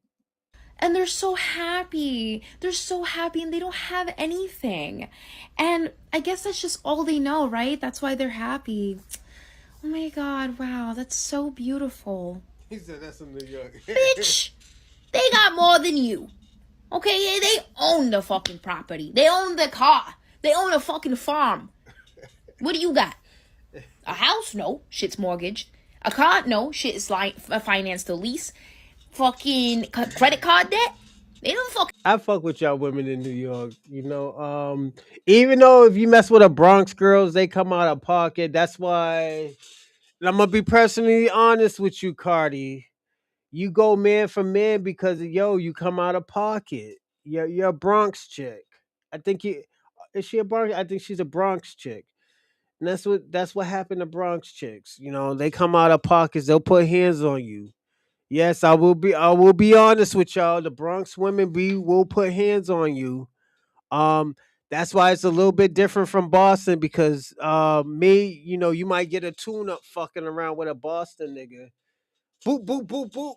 You know. Um, it's Boston. Boston like that. Boston, a nigga will shoot their girl and like and not kill him. You can hear the yeah. Thank you, Ray Ray. Ray Ray's like you get the colio the was it cannolis. Okay, cannolis. It's a right cannolis. Yeah.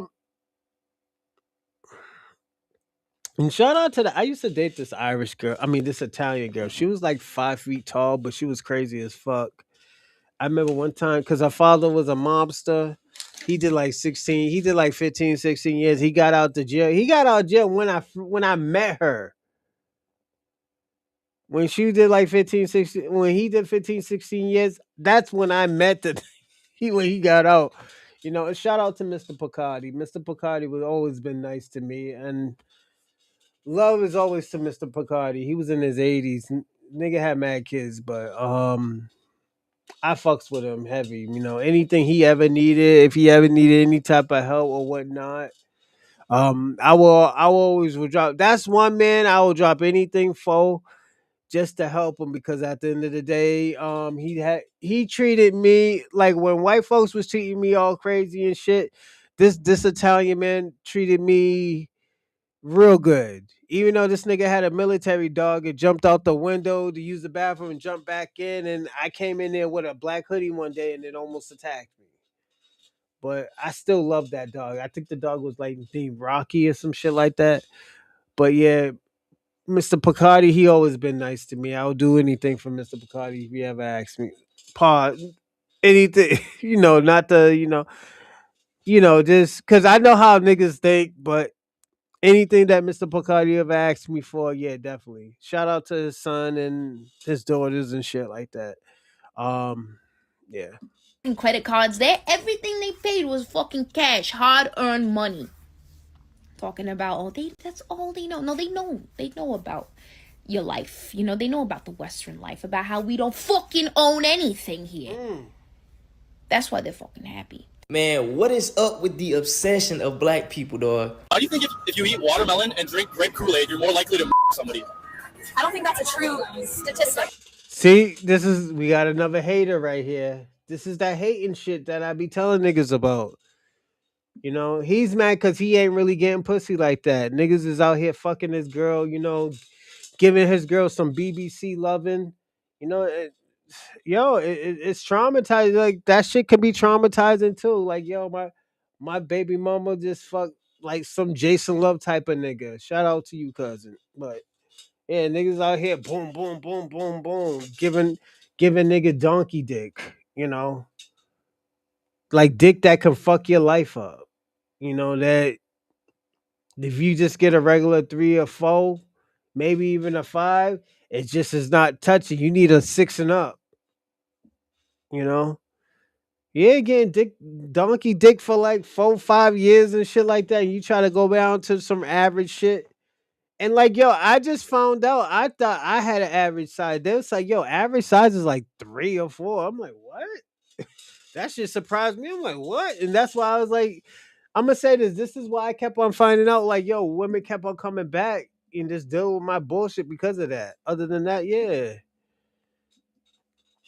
it trust me, you'd be surprised about women, man. Bitches don't want no 3 or 4. They want like 6 and up. 5, 6 and up.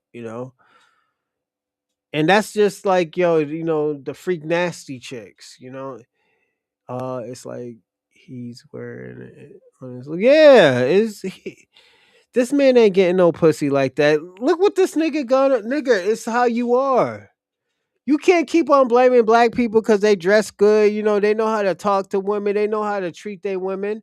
The thing, let me tell you what it is. And Robert, pimp game. I'm gonna say this: when you're aggressive with your women and stuff, telling your women to shut the fuck up and shit like that, there's an issue. There's gonna be an issue because at the end of the day, you're supposed to be treating your girl like she's a woman, not as a fucking college frat brother. That's how a lot of these white people be treating their women like they're college frat brothers, telling their wife or their girlfriend to shut the fuck up. Like, nigga, what? Wonder why she went. That's why, nigga. Let me ask y'all a question. Don't you think that's the reason why Myron Gaines can't get no pussy? Are you? Can we say this is why Angie probably left? She don't want to be talking about like, yeah, shut the fuck up. Yeah, that's cool to have that unlimited debit card. Well, the nigga was going broke probably. Um, the nigga wasn't getting no money. I mean, yeah, the nigga's getting his little money, getting his chips up like that. But was it worth it? She's like, fuck it, let me go with Rollerblade Rico, and the nigga's a construction worker, so he got a pension. We good over here, you know. I usually give them the cold shoulder, but I'm never aggressive. Yeah, cause Robin, I'm gonna tell you this: peep game on your people. See how aggressive they are with their girls, and you see why, like they keep on fucking black men, or Spanish people are kind of aggressive too, but black men ain't aggressive with their bitches like that. They gotta if they're aggressive with their women like that, it's because they're hanging around these white boys or their college frat or their frat boys. You know, you gotta have the game of the gap. You know, I'm just being personally honest. Like he's so jealous. He's not getting pussy because at the end of the day, like, yo, nigga, look how you talking to the bitches. Like, let's watch how this man talk to the women. Happy. Man, what is up with the obsession of black people, dog? How do you think if you eat watermelon and drink grape Kool-Aid, you're more likely to somebody? I don't think that's a true statistic. It's true. It's true. Are you trying to make stereotypes? What's a stereotype? No comment. Talking about fully unprovoked. I'm pretty sure this man has never had a interaction with black people to begin with. Since you want to talk about statistics, let's go there. So white males make up 31% of America. Yet they make up 71% of child acts. That's all I'm gonna say. Y'all know what I mean by this. And this is actually facts instead of the 1350 rule, which I broke down. You can go check that out. Like, this is real deal facts. And I didn't even mention the comments, bro. Like, when people say racism don't exist, go. Like, let me ask you a question. Let me tell you who your stand up white people that be getting bitches, and I gotta be personally honest. Robin Thicke. Robin Thicke. Why do I have to just say this man's name and he's out here getting women? We are only 31% of America. Yeah, Robin, you're correct, but at the end of the day, you also have to be honest. Is this the way how you talk to women? Yeah, you gotta have the game of the Robert, you gotta learn how to talk to women. You don't have to be aggressive with chicks and stuff like that. Sometimes you might have to. Sometimes you might have to grab a bitch up, like, yo, bitch, chill out. That's it. You don't gotta like, bitch, I'm gonna knock you in the head, you fucking bitch. You don't gotta say all that. Hey, yo, baby, chill out. I don't talk to women. Not you, Robin, but come on, let's be honest. A lot of niggas be like, yo, shut the fuck up. That's like talking to a fucking college kid, a college frat brother.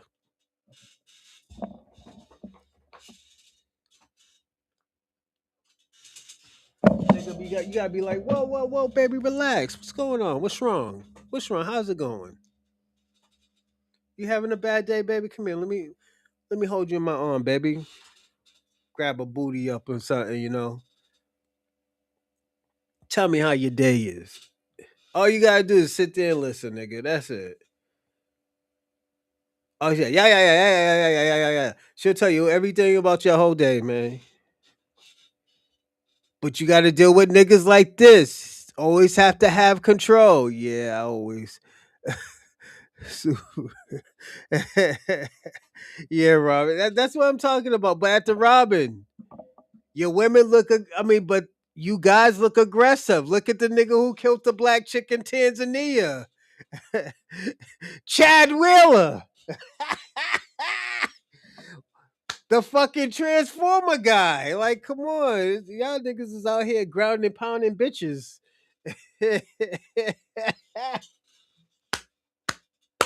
It's just you can't do that, Robin, man. A lot of your people, not you, Robin, but a lot of your people can't do that shit. John B, thank you, Ray Ray. John B. Woody Allen, Ray Ray. Woody Allen likes young girls. Allegedly likes young girls. The little Asian girl was like 14, 15, my nigga. And we're talking about the same Woody Allen, the nigga with the glasses.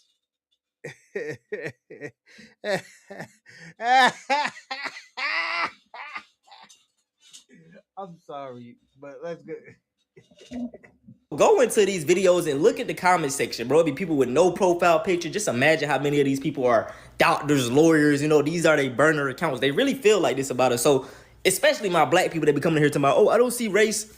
They see it, motherfucker. The obsession with black people is extreme. Whenever we talk about this topic, the way a lot of white Chad Will is in jail right now.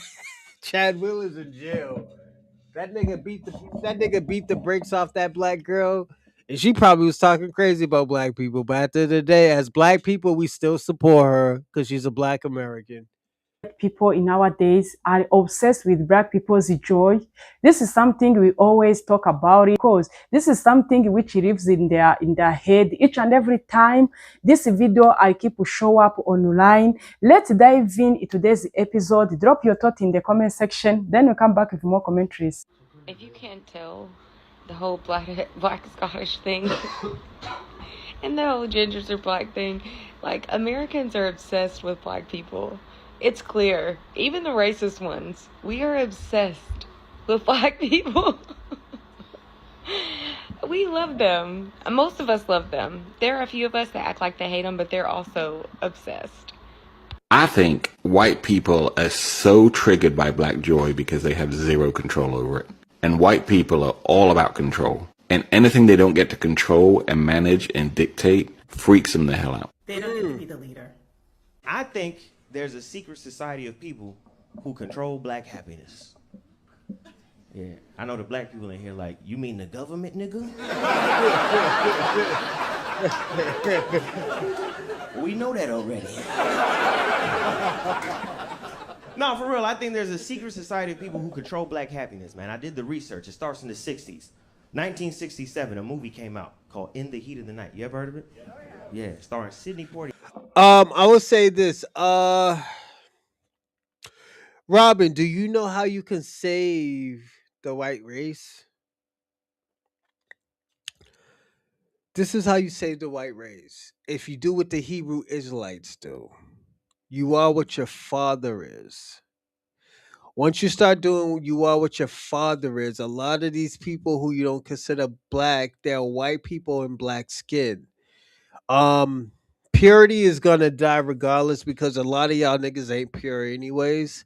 A lot of y'all niggas is mixed with Neanderthal. Y'all, a lot of y'all got African blood. You know, a lot of y'all got Spaniard blood. Even though Spaniards is white, it's a different type of whiteness. You have African blood, so you're not even really pure. You know, because two black people can have a white baby, but two white people can't have a black baby. So just remember that. Powerful black actor. And in the movie, he's playing a detective, solving a case in the rural South. And towards the end of the movie, a white person slaps him in the face. And without hesitation, he slapped him right back.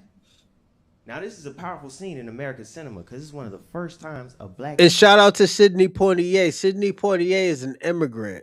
He's not a tether. He's not a tether. He is an immigrant. There is a difference, everyone. So to cut the shit out. We don't want to hear, oh, yeah, he's a tether. No, he's an immigrant. He comes from an immigrant background. I think he's Trinidadian. And the thing about it, he contributed a lot to Black America. He contributed a lot to Black Americans. And I love me some Sidney Poitier. Shout out to him, you know. He's a lot of black people's role models. You know, so we're not gonna sit here and act like Sidney Poitier is he didn't help the black community. He contributed a lot, yes.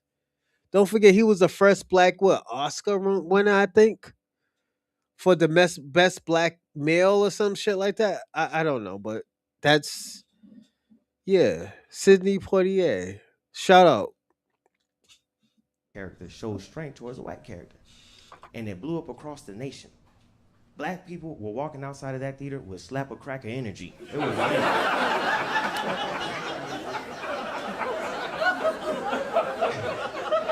I slap a cracker right now.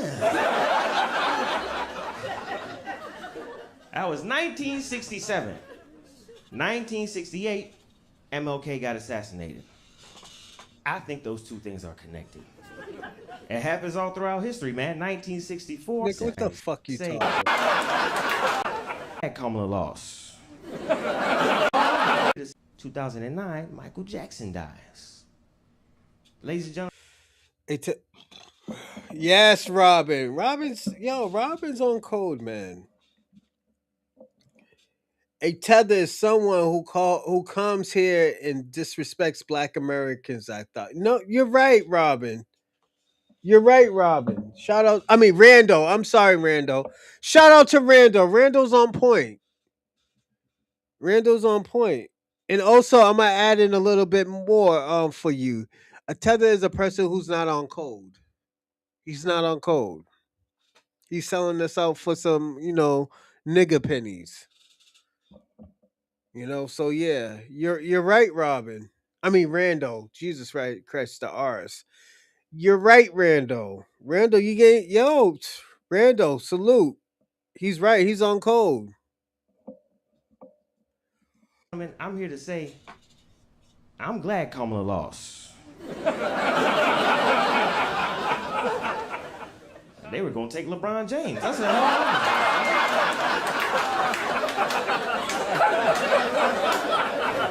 thanks, Robin. Slow down.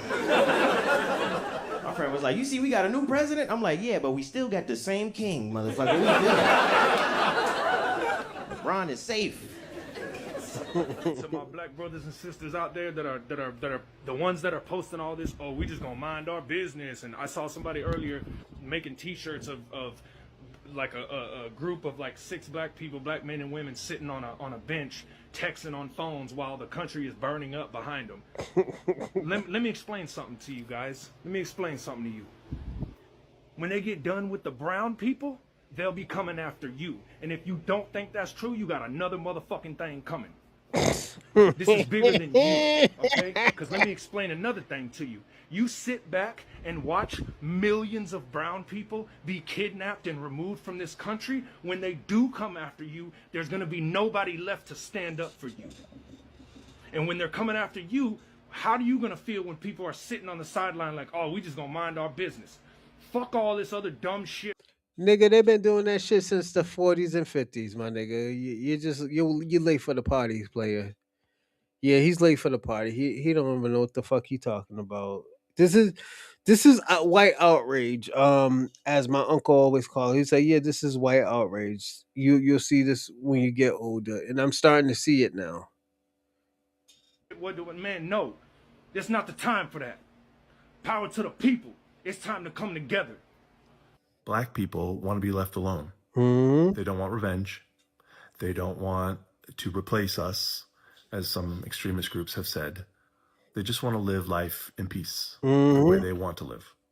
They want family, they want love, and they want to live in a society where they know they belong here. They want society to also know that they belong here. They want to walk out their door and not worry that they're going to be treated unfairly, or they're going to get that look like they're not welcome, or that someone's going to try to touch their hair like a zoo animal. Mm-hmm. Yes, they want they want white people to fix white. Yo, I cussed out this lady, man. She did that shit to my fucking kid, man. I cussed her the fuck out. She learned her fucking lessons, man. Don't touch my fucking kid's head. The fuck you think? Yeah, fucking Franklin Parkinson. Don't ever fucking do that. Oh yeah, they figured out the hard way. I don't know which black person that got niggas doing that shit, but yeah, niggas is gonna find out the hard way fucking around with me. I'm gonna be personally honest, and it's gonna be because of your fault. So y'all niggas better stop doing that shit, because they doing that shit to the wrong people.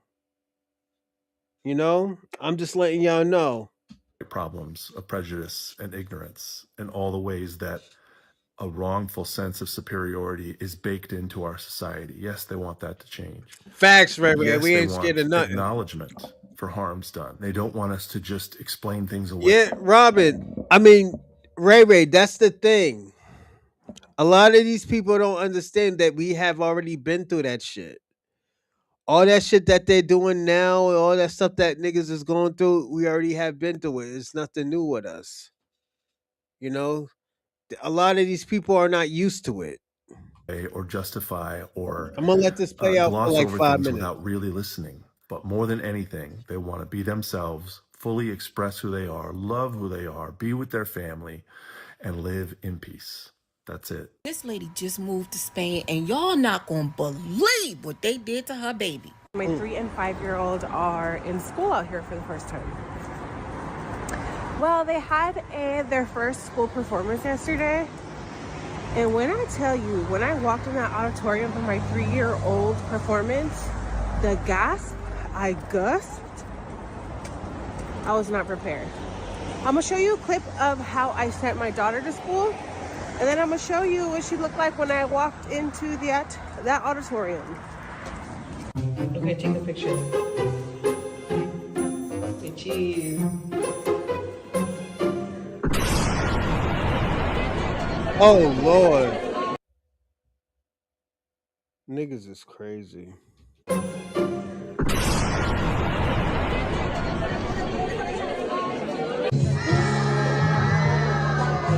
Now, what kind of choir was that supposed to be? The James Brown gospel choir? The Black Panther gospel choir? The way I would have packed my shit. Spain don't got to worry about me. Man, what is up with the obsession of black people, dog? How do you think if you eat watermelon and drink grape Kool-Aid, you're more likely to somebody? I don't think that's a true statistic. It's true. It's true. Are you trying to make stereotypes? What's a stereotype? No comment. Talking about fully unprovoked. I'm pretty sure this man has never had a interaction with black people to begin with. Stacey want to talk about statistics. Let's go there. So white males now easy. Like white Chinese flu. I'm sorry, the Chinese virus. It was white people that stuck y'all in camps. It was white people going to war with y'all, not black people. But yeah, it's black people that you have a bone to pick with. Mind you, black people know that we're not the only ones oppressed. We never said that. You literally just made that narrative up so that you could have something to complain about. And the fact that you have white people in your comments agreeing with you, hating on black people, and you're liking these comments, girl, get help. They don't like you either. Black Americans aren't racist against anyone. There's not a plurality of Black Americans that agree that one ethnicity or race is less than. But everyone is racist against Black Americans. Asians, East Asians, South Asians, obviously white people, Europeans, Australians, Arabs of the Middle East or even Northern Africa, Native Americans, Africans. Africans have found a way to be racist against Black Americans, Latin Americans, Dominicans. Why is everyone obsessed with you people? It is so disconcerting. It makes absolutely no sense to me. They steal everything from you. Your language, your music, your style, your food, and then they say none of that exists. That you are a people without a culture. Oh, there must be something real special about you guys if you have the entire world on your ass for nothing. Everyone has a notion of what a Black American is or does. They think they know. Most of these people haven't even met a Black American person in their life. As an Ethiopian American, I've had to work to untangle my identity as an Ethiopian from the real life lived experiences and heritage of foundational Black Americans, because there is a difference. And the more I untangle, the more I just realize how preoccupied the globe is with Black American people. Not me. I'm an Ethiopian American. I'm talking about the descendants of freedmen, the foundational Black Americans, the Solani people, whatever you want to call them. They understand that they cannot operate well unless they take what's yours. You know what I mean by that? You guys are the rightful heirs. You guys are the rightful heirs to the world. So if you claim what's yours, they are no longer the head, they have to be the tail. All right? That is why there's a prophecy about this. Notice how a lot of us always want to say, yo, just leave us alone. Like, y'all go do your own thing. They can't do their own thing because they have nothing to harvest the energy from. You know, they can't do their own thing. They can't even, they have to keep you down, right? Feed off of that. That's what makes them their own thing. Why do you think all these inventions that we made, all this stuff that we came up with, even our Black Wall Street and all this creativity, they shut it down because they know that once we become the head, we don't need them. Okay, we don't need them. All we need is the Most High. That's why we say leave us alone, and we want to be left alone because we are the set apart people. Set apart people just mean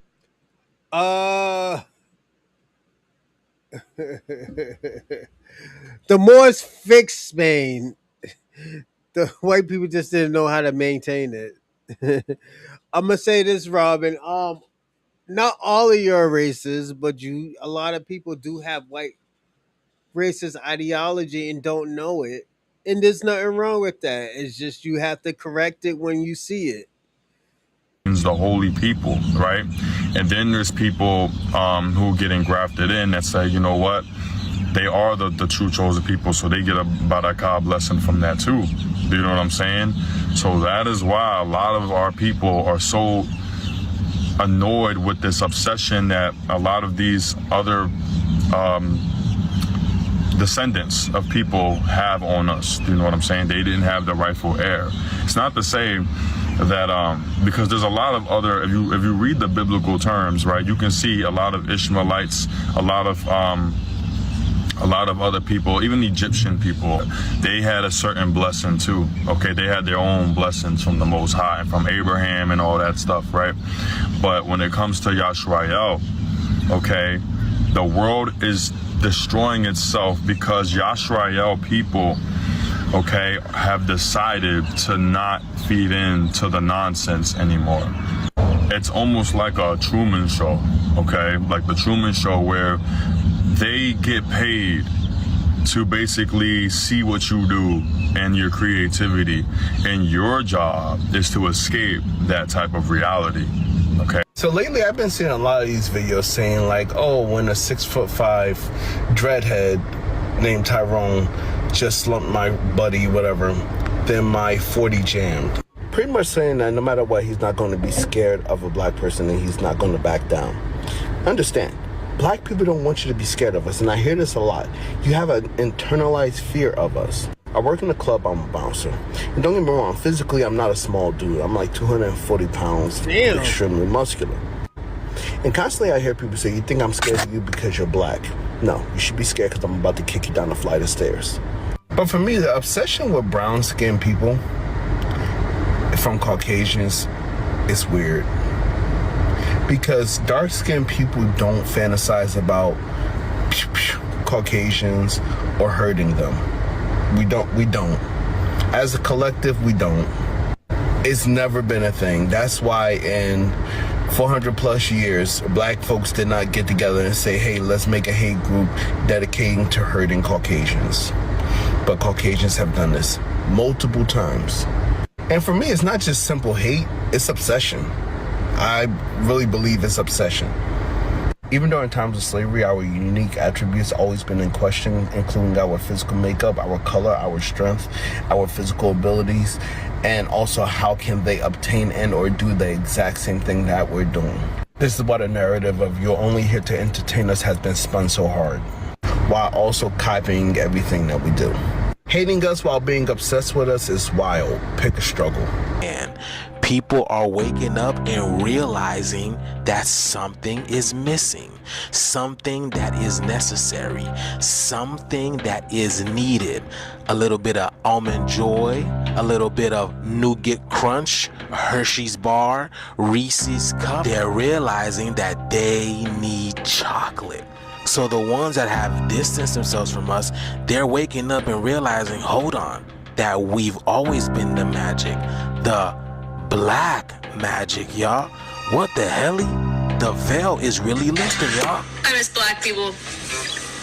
I know that sounds crazy, but I am from Georgia and I used to go to HBCU and the majority of my friends were black, and now I live in a small town in California and I miss black people. There's not very many here and I hate it. Like, don't get me wrong, I love my job, I love my friends here, but I miss black people. Don't come for me. I miss the culture, I miss the vibe, I miss the confidence, the jokes. The thing about it, black Americans make everybody feel comfortable. We give you food. You don't gotta worry about if niggas, roofing your drinks and shit, because we don't do shit like that. If you like somebody, the family's gonna love you. If you like them, they love you. The family love you. They'll take care of you. You into the culture. It's a comfort feeling with black Americans. This is why I think a lot of black people come to the culture. I mean, a lot of people come to the culture because it's a comfort thing. That is low key true. You feel safe around black folks. Yeah. Cause at the end of the day, if a nigga comes to act up, what's going on, big H? Uh, you can swap delineation from the Oscar Nazis and the Federalist, the Federalist Society. Shout out to Ray Ray. Yeah, it's just like, yo, like, I'm being personally honest. It's like, yo, we don't do anything to hurt nobody. We don't scam anybody. When we do cookouts, we do cookouts. We play dominoes, yo. We play basketball and stuff like that. Yo, you hungry? Yo, bring some food home and stuff like that. Oh, yo, you got your mama over there by herself. Yo, bring some food home to your mama. Blacks and Asians do that. Asian people do the same thing too. They bring home. They're like, yeah, bring food home to your mama. Salute. Um, but yeah, it's like I said, it's a cultural thing. Robin, it will always be a cultural thing. That Ray Ray even saying, yeah, facts. It's like we don't do shit like that. That's why I was saying, like, how y'all saying black Americans are dangerous and niggas is, when y'all come to the cookout, y'all niggas is good. Y'all eating good, y'all living good. Yo, you talking and stuff. Yo, you watching, you getting a culture shock of greatness. This is greatness that you're feeling. You're feeling accepted. This is why a lot of white people go to the black community, because they feel accepted. As a white man myself, that's why I go hard against white people who are against black Americans. Yeah, facts, Rando. Salute, shout out to Rando. Yeah, Rando, yo, This is what I'm gonna say. This, Rando. This is why I have a lot of faith that a lot of this black and white stuff can work. It's because of you. I'm gonna be personally honest. I know a lot of people are not like you, but I do have faith that it can work because of you. Because at the end of the day, you're a good guy. Like, you don't sell out. You tell the truth, no matter how bad it looks. You tell the truth. So shout out to you, Rando. Yo, you're lit right now, man. I can't wait till you start your own channel because I feel like sooner or later you're gonna start a channel, and I'm gonna be there. The food. I miss black people. Something's missing in my life, and I've come to the conclusion that. Where I'm from in Pennsylvania, it's mainly Dominicans and Puerto Ricans and the Spanish community. And bless their souls, are great people. They brought great culture and all that. But they always would mess up my beard. The first thing they would do is they would hack it off. I don't like my beard to be short, and they would always end up making it short on me no matter what I told them. And it would always be a language barrier too. And then because of the way my beard grows, I would try to explain to them that you can't make it even, you have to make it look even because of the way that it grows, and they would never do that. And then today I decided to give another barber a chance. After years, I came to a black-owned barber shop. And I'm just saying, I think I found a barber. See, this is exactly what we tried to tell y'all. I'm gonna be personally honest. I'm guilty. I only let black people cut my hair. This guy with the little fucking Booker T mustache. His name is Earl. Shout out to Earl on Roxbury and Warren Street. He cuts my hair and stuff like that. I just say, yo, do a low cut. He just yo, do the skin deep. Whoop, whoop, whoop, whoop. Old school dude. He cut my hair. He's the only guy that touched my hair. He's the only guy that touched my hair. So that's why I'll let it grow out until he touched it, until he starts cutting it. Other than that, yeah, no good. For the past 400 years, but nobody didn't want to hear us. You know what I'm saying? You know what? I'm gonna give y'all an example. I'm gonna go to somebody else who cuts my hair, and you're gonna see the difference. Y'all do, y'all hid our history, y'all lied to us, y'all manipulated us, did some crazy things to us. For the past 400 years, we tried to tell y'all, we tried to show y'all how to live in harmony with nature, how to live in harmony with us. You know what I'm saying? You don't need to work in order to earn a Sami Zayn, the wrestler, living in this system. That's not how nature works. But y'all didn't want to listen to us. Then you guys took our spirituality, you turned it to religion, you made it evil so we wouldn't be able to use it and wake up out of this spell that majority of our people are locked in currently. But now the shift has literally hit the fan. Our brothers and our sisters are waking up, and now this is the collapse of this three-dimensional system because we don't want to play this game anymore. This is what actually brings me black joy. So yes, y'all, my brothers and sisters, the shift is here, but I want you to realize everywhere you go, I want you to know that you are someone's almond joy, okay? The shift is here. Everybody's going through it. They see it. They feel it. Let me know what you guys think about this video. Let's continue to get it. Peace in. I'm here to tell you right now, we don't care. We don't care. But to peep how the rest of the diaspora was like, oh, Americans have like main character syndrome. While then America is hyping up people of a whole different country for just existing and being excited about, whatever.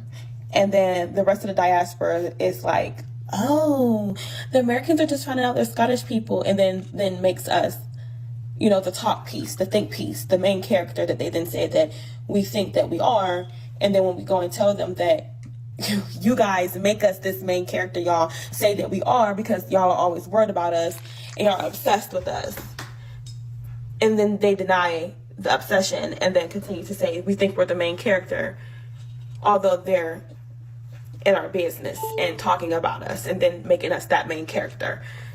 Anybody else notice that, or was it just me? So white people will never leave black people alone, and I'm gonna tell you why. White society's obsession with black people isn't new. What's his name? Randall, what's his name? I probably know him too. That's the crazy part. I know it's not BJ. BJ goes by Mecca. But yeah, this is why I always tell people all the time, without Black America, there wouldn't be American culture.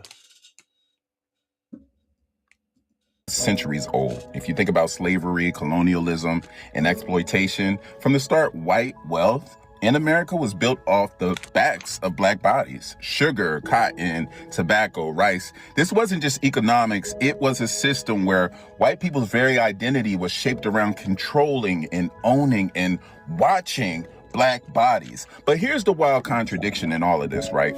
While trying to dehumanize us, white culture has always been obsessed with us, right?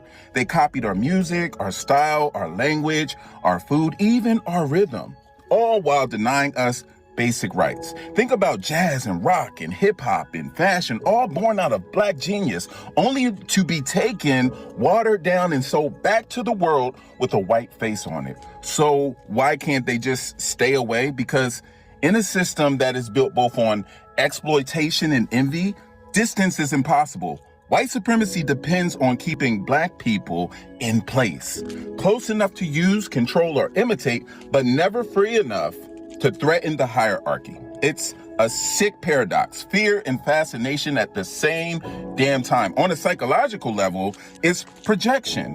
White folks will project their guilt, their fear, and their insecurities onto blackness, and then turn around and crave the very life, culture, and resilience they tried to destroy. It's like they want the sauce, but not the struggle. Now, to be real, not every white person acts like this, but the system, the way whiteness has defined itself against blackness, makes it so this obsession keeps resurfacing. Whether it's over policing or culture appropriation or trying to legislate our lives, it always comes back to the old need to dominate mixed with a quiet desire to be what they... I found a perfect video to show you the difference in how white people act in a crisis versus how black people act in a crisis. So this is how white people act when a tornado is coming or they get caught in a tornado. Dropping it down! Windows up! Here we go! Very calm. Very prepared. Drop down! Drop down! Windows up! We're in it! We're in it! We're excited. We're in the tornado! Hold on, guys! Hold on! What is thanks? Here's popping!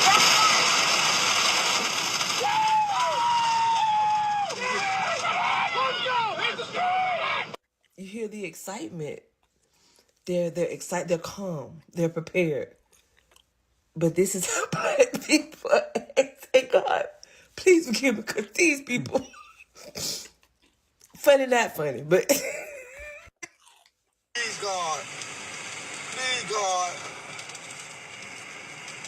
Please, God. Nobody but us. It look like one I'm telling you, bro, it'll go down right there and start spinning. Yeah. First thing you hear, listen good, please, God. Because who you gonna call?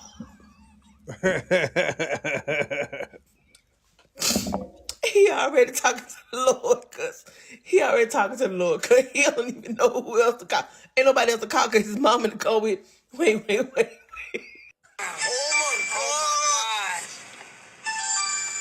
Oh, God, man, it look like a tornado for to happen in front of us right now. It's happening right now. It's spinning. It is. We got to turn around. Oh, my God. We got to turn around. What we do? There you go right there. See it? Mom, what we do? No, stay right here. Stay right here. Stay right here. Stay right. So you go from God to my mama, what we do? He said, Mama, what we do? Mama said, stay right here, wait. Then they gonna turn around. Y'all, this video is 2 minutes long, so I can't put the whole video in there. But then, wait, we gonna get them. We gonna get when they get actually caught in the hurricane. The tornado.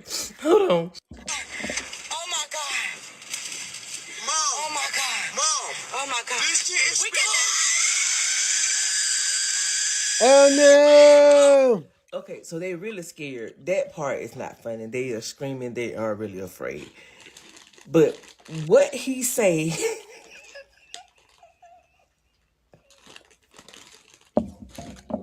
after they scream and panic because they're afraid because they're really afraid.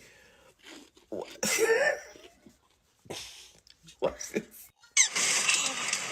Oh, I'm suing my job. Oh my God. They got me fucked up. Oh my God, please, Lord. He said he's suing his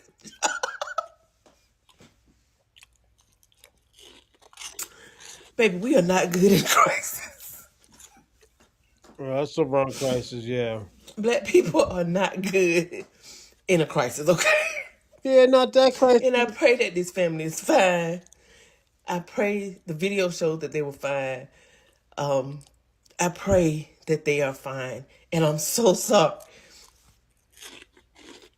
But this was funny to me this morning.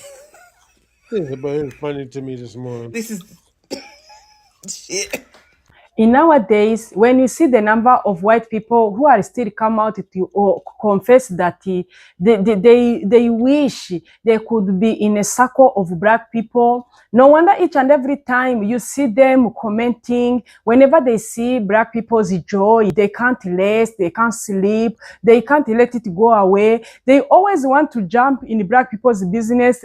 I think it's where they found peace, because you can't tell how can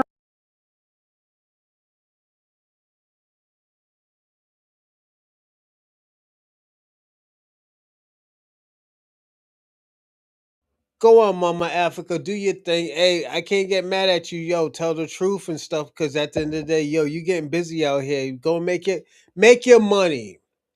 I'm gonna say this, Mama Africa. Make your money. You look gorgeous with the little lime green little shirt on and stuff like that. Make your money. Shout out to you, sugar.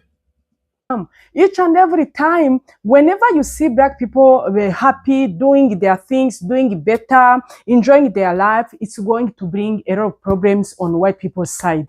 You could ask yourself what the black people has done to you, so that you could always see them as someone you could always just go to control, to check on each and everything. In nowadays, when you try to see the way a lot of white people are always trying to trigger black people's anger, try to cause problem, trying to bring false history information, to see the way they are going to make black people feel bad. This is something a lot of people kept saying. These people are obsessed with black people. They always look a way to cause problem. They always look a way to make each and everything getting escalating, so that people will have different opinion. Some of them, they always even want to wake up and try to create false information, to create stories, so that they will stop black people having that joy. They will stop black people to enjoying what they are doing. Last time we did a video. Black Americans book a place across the beach. They were supposed to have a party during a weekend.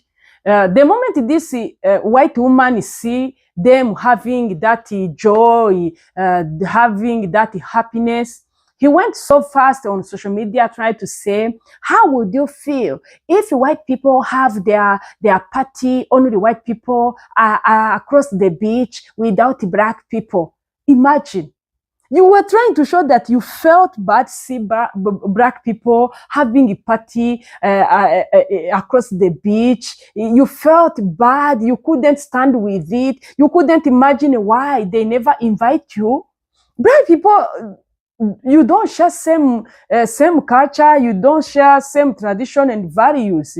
They don't feel to invite you. That's how it is. Why would you feel bad that black people, they are enjoying their life, they are doing better, they are thriving, they are trying to push their life forward? You feel that you are losing it. You don't understand why these people, they are doing this, why these people, they are in their own, why these people, they are enjoying in their own environment. This is something some people need to stop. This behavior in this 20. Thank you, sugar. You said what you need to say. But she's right, you know. That was a good speech, though. No, she's right. She's right. It's a lot. It's a lot going on with her right now. Shout out to her and stuff like that. She said what she needed to say, and she wasn't wrong. I will tell you that. Shout out. Who's it? Who's it? Who's it? Tiger Woods, Michael Jordan, George Washington Carver, Bud. Carver. Tiger Woods. Tiger Woods don't even see himself as black. Ray Ray. I will say that. Yeah, Tiger Woods. He don't see himself as black. Oh yeah, I got to give you a little pushback. Yeah, just a tab. Yeah, a tab.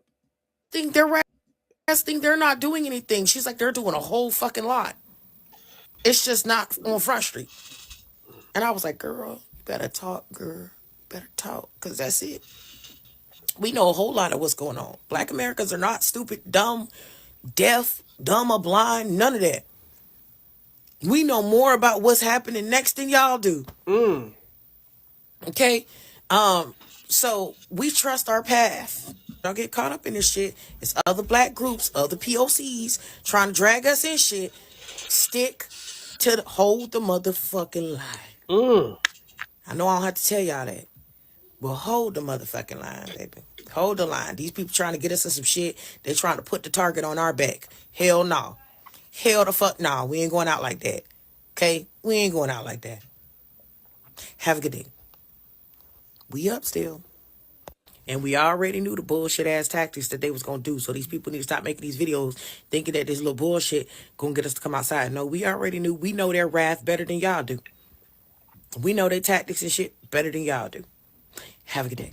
When black folks talk, everybody says that they're talking too much.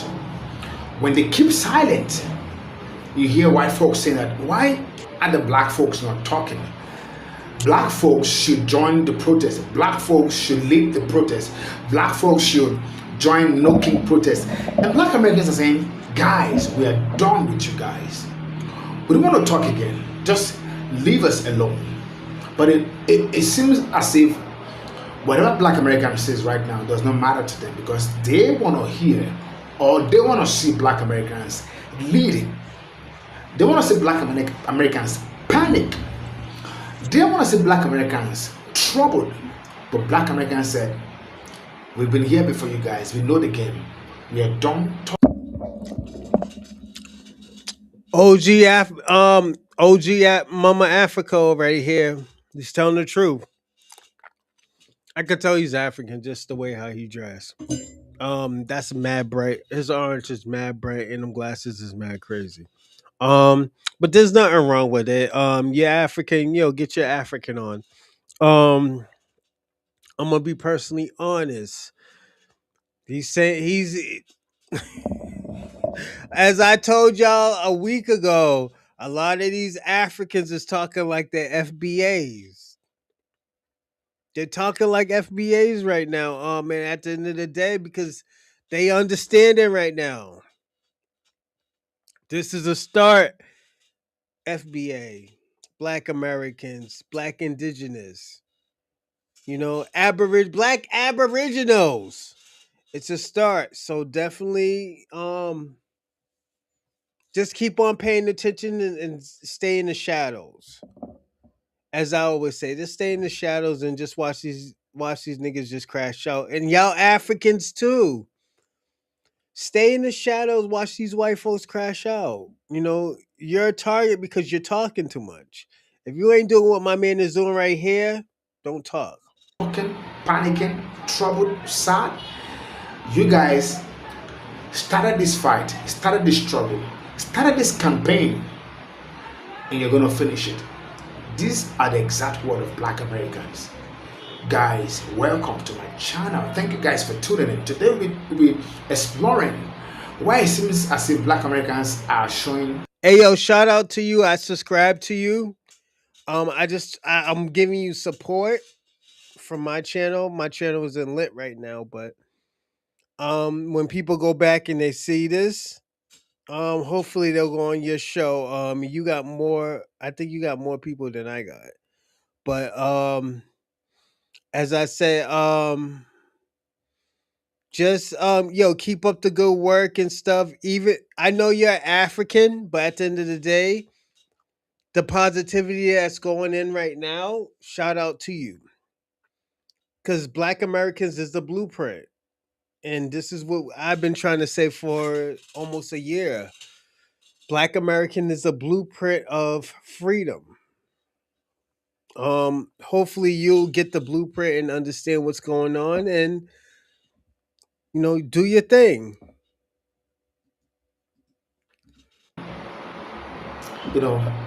They're showing not interest. They are not interested. They're showing a sense of I don't care. They are nonchalant about everything that is happening right now. And this is troubling the white folks. They are saying that, why are they silent?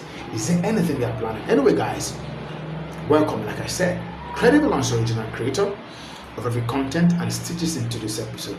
Let's dive into videos that I've put together for you. Please watch till the very end so that we can begin a conversation around everything that you have watched. And when I come back, we'll talk about it. Don't go nowhere. All right, look, it should be no surprise that there is an overall silence coming from the black community.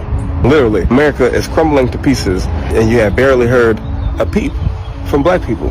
And I actually find it extremely surprising that people actually expect black people to feel sorry or feel some type of sympathy for the downfall of America.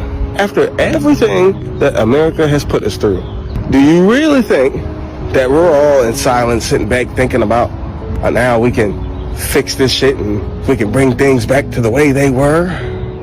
No and no. We do not want things to go back to the way they were. And you know what's crazy? I think a lot of people mistake this silence that's coming from the black community as a lack of awareness, as if maybe we don't know what's going on. You might see us dancing and having fun and playing around and shit still, and you might think, these niggas just don't take shit seriously. But I'll tell you what, at a certain point, niggas will stop dancing, niggas will stop singing, niggas will stop going along to get along. But we know America far too well. And we know that there's far too many traps, there's far too many booby traps, there's far too many things put in place that are meant to capture us, to catch us, to stop our forward progress. We know that most of our attempts at protest and revolution, they get quenched before they even really get started.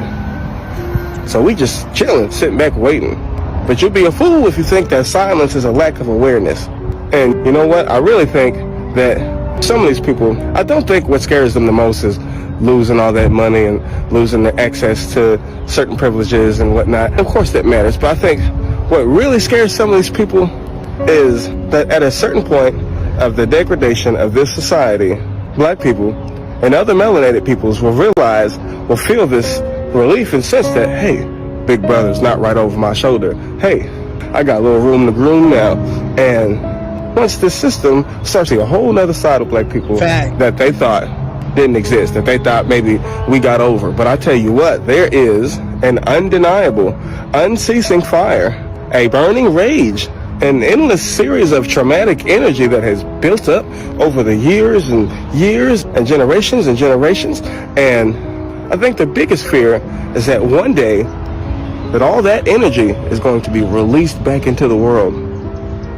All that trauma, all that pain, all that exploitation, all those deeds that was done in the dark that maybe they thought they got away with, we have not forgotten. And I think the biggest fear is that, they're going to realize that we've been wearing a mask this whole time, that we've had to pretend to get along so we can have a job, we can do our things in society and whatever in this world, to function in this world. But we never forgot the pain, we never forgot the trauma, and we never forgot what America has done to us. So fuck no, I don't feel sorry or sympathy for what's happening to this place.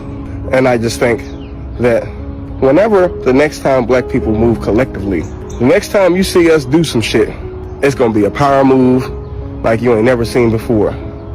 Because the move is going to be energized by generations and generations of built up traumatic energy and rage and all this frustration that we've experienced here in this country. And once we ain't got nothing left to lose or nothing left to gain, what do you think's about to happen? So All I can say is, don't take that silence coming from the black community right now as a lack of awareness.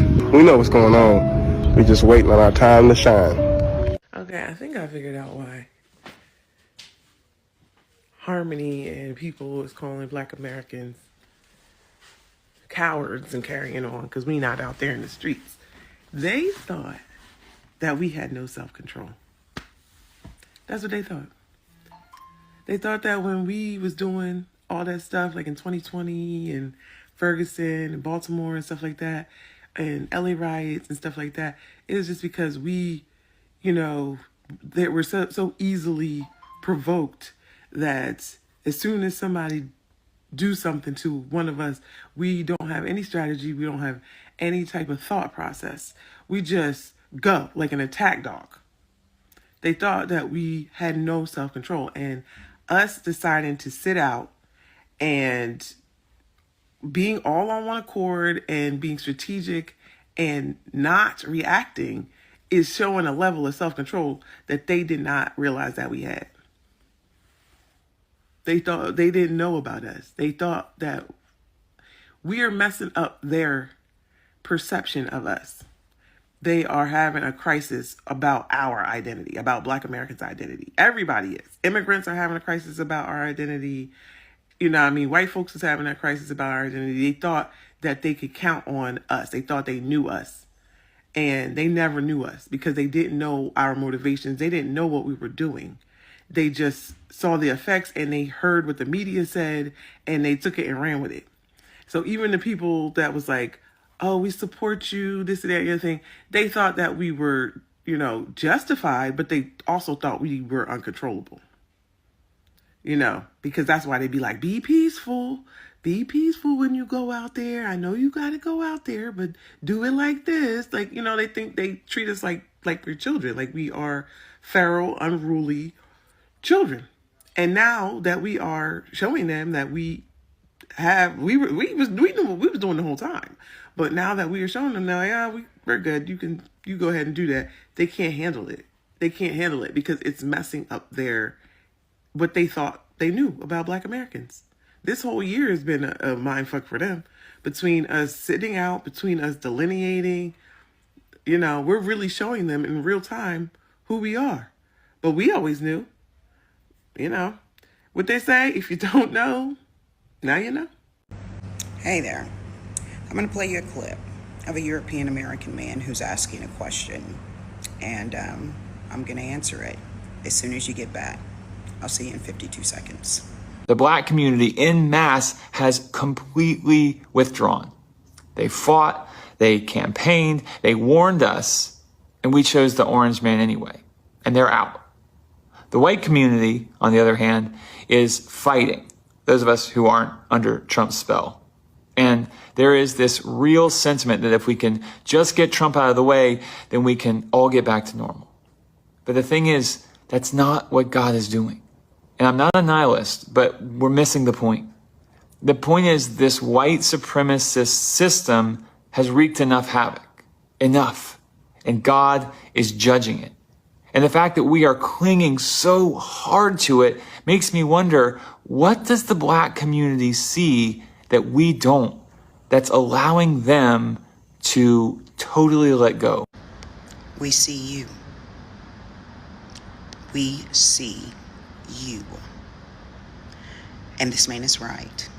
The entire time, the Black community, we have been working in this country, trying to make this place a better place to live. We have been warning you. We've warned you many times that if you did not course correct, we would all end up right here in this position right now. And you've ignored the warning. You ignored the warning because in this America, you're still winning. That's why this European American man talks about wanting things to go back to normal. Going back to normal is not good for my people. And we see you wish for something that still causes our community harm. Yes, we are going to let it go because we see you.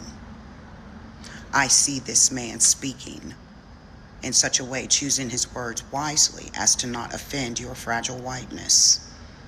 saying things like under the spell of Donald Trump. Let's be clear. Donald Trump did not create this America. This America created Donald Trump. White supremacy? Your God is not judging white supremacy. Your God is judging you. White supremacy is not some rogue demon that steals your soul like a thief in the night. White supremacy is a living, breathing entity that resides inside of you. And every single time you've benefited from it, it has been to the detriment of my people. We have fought chattel slavery, your New Deal, Jim Crow, racial profiling, mass incarceration, redlining. You name it, we have fought it. And you're still here wishing that things would go back to normal. Go back to normal for who? For you. You have not changed your way of thinking. You have not changed your way of being. You have not changed your way of voting. You have not changed at all, and you think you're working. You're not fucking working. You're hosting parades and calling them protests. Yes, we see you. We always have seen you. And we're sick of watching this bucket of what the fuck destroy our lives. So, now you know. You know exactly what we see that you refuse to see. We see you. So I just seen a video, right? It's a white guy, seemingly intelligent white guy, was talking about the response between different racial groups, specifically the white community and the black community. He is putting emphasis on how historically in times like this, how we have always reacted differently from the white community. He is noting, which he is right, that we as a people are very indifferent about the things that are going on right now.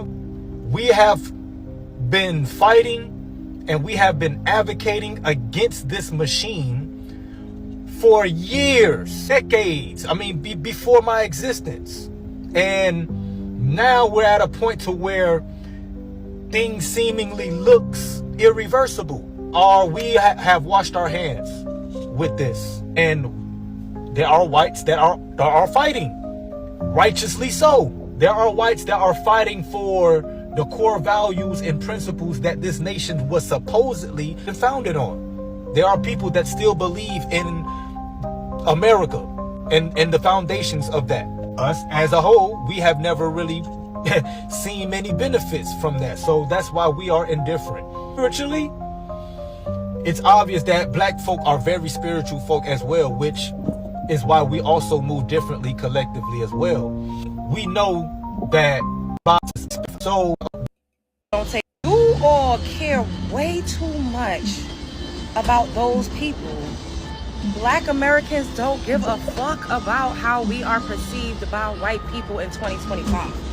Some of us might still do, but majority of us do not care.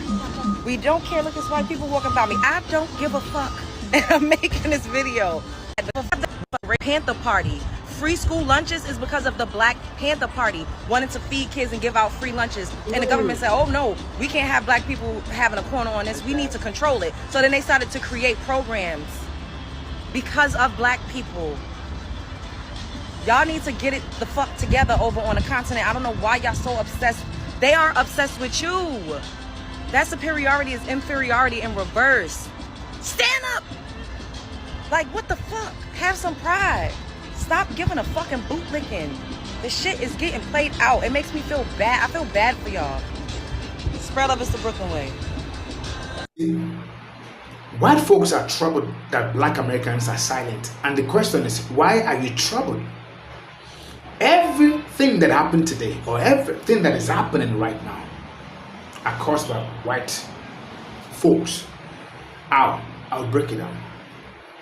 When black Americans said, let us unite, let us not vote for this, they even conducted Yo, I'm starting to see the pattern that a lot of Africans is coming onto this boat and understanding what foundational black that Comes to what foundational Black American is. That's a beautiful thing, you know.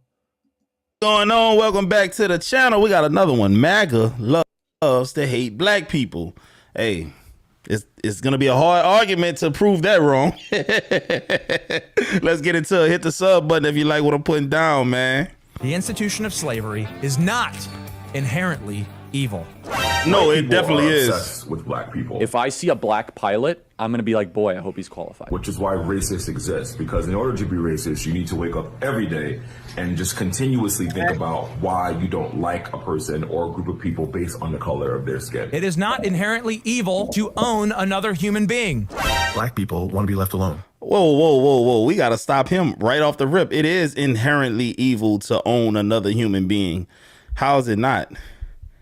How is it not evil to own another human being, dog? Is this dude is trying to rage bait right now? Because if my black ass said I want to own some white people, boy, it'd be an uproar. They don't want revenge. They don't want to replace us, as some extremist groups have said. The great replacement theory. In peace. Between the racist text messages that keep leaking from MAGA and the Republican Party, one of the messages referred to black people as monkeys and watermelon people, to right-wing podcasters trying to justify slavery and being touted as national heroes, even though their content purposely demeaned and demonized the black community. It shows they were actually better in the 19... Yo, you're right, Robin. We ain't doing anything. Yeah, the white supremacists need to do something, man. I know you're not a white supremacist, Robin. And when we say white supremacists, you know what we mean. So shout out to you. 1940s. It was bad. It was evil. But what happened? Something changed.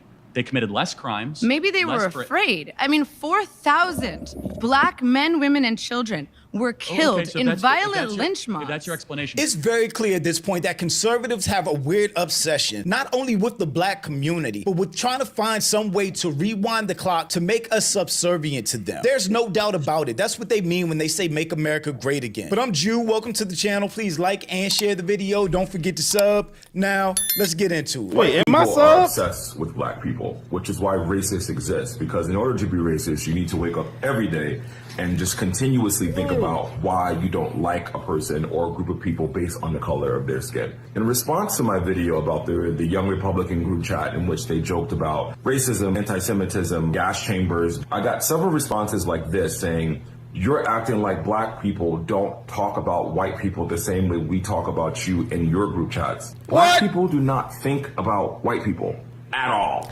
Hey, listen, I'm gonna tell y'all some real shit. Tell me all the racist white jokes you know. Jokes that are really offensive to white people without using the internet to go and find them. We don't create racist white jokes, but they create racist black jokes. I can think of like 10 off the top of my head right now. Y'all want to hear one? A white boy said this on the internet. It was in the comment section. The boy said, saw a black guy riding a bike the other day. For a second, I thought it was mine. Then I checked the garage. He was still chained up. Nigga, like, bro, we don't sit around and make up shit like that about them, dog. It's crazy to me. Like, and I know that's probably hard for you guys to comprehend because you think about us so much. Our lives do not roll in things. Maybe you'll believe someone who looks like you. Black people want to be left alone. They don't want revenge. They don't want to replace us, as some extremist groups have said.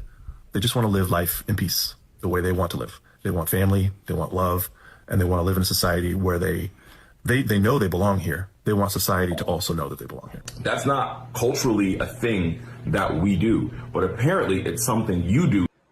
A thief. 1950s, a white record producer named Sam Phillips was working on rock and roll music from black musicians across Memphis. He realized that if he could get a white person to sing this style of music, he'd be a billionaire. He tested this theory with a singer named Elvis Presley, who was an instant success. It's 1956, and Elvis Presley just made over $1 million from a song called Hound Dog. The world is calling him the king of rock and roll. He stole his whole swag, bro. Big Mama Thornton wrote and first recorded that song. Dominated the R&B charts for 14 straight weeks. Her payment? Let's get on to something different. I don't want to drag that down, but yeah, Elvis. Elvis stole rock and roll. He learned most of his dances from juke joints and churches. So Elvis organic, if you want to say. I make you think, I make you think, yeah. Wow. Never thought I'd see this. Wow. CEO freethinkers. I make you think. American people are actually indigenous to this land. Wait, stop. Wow.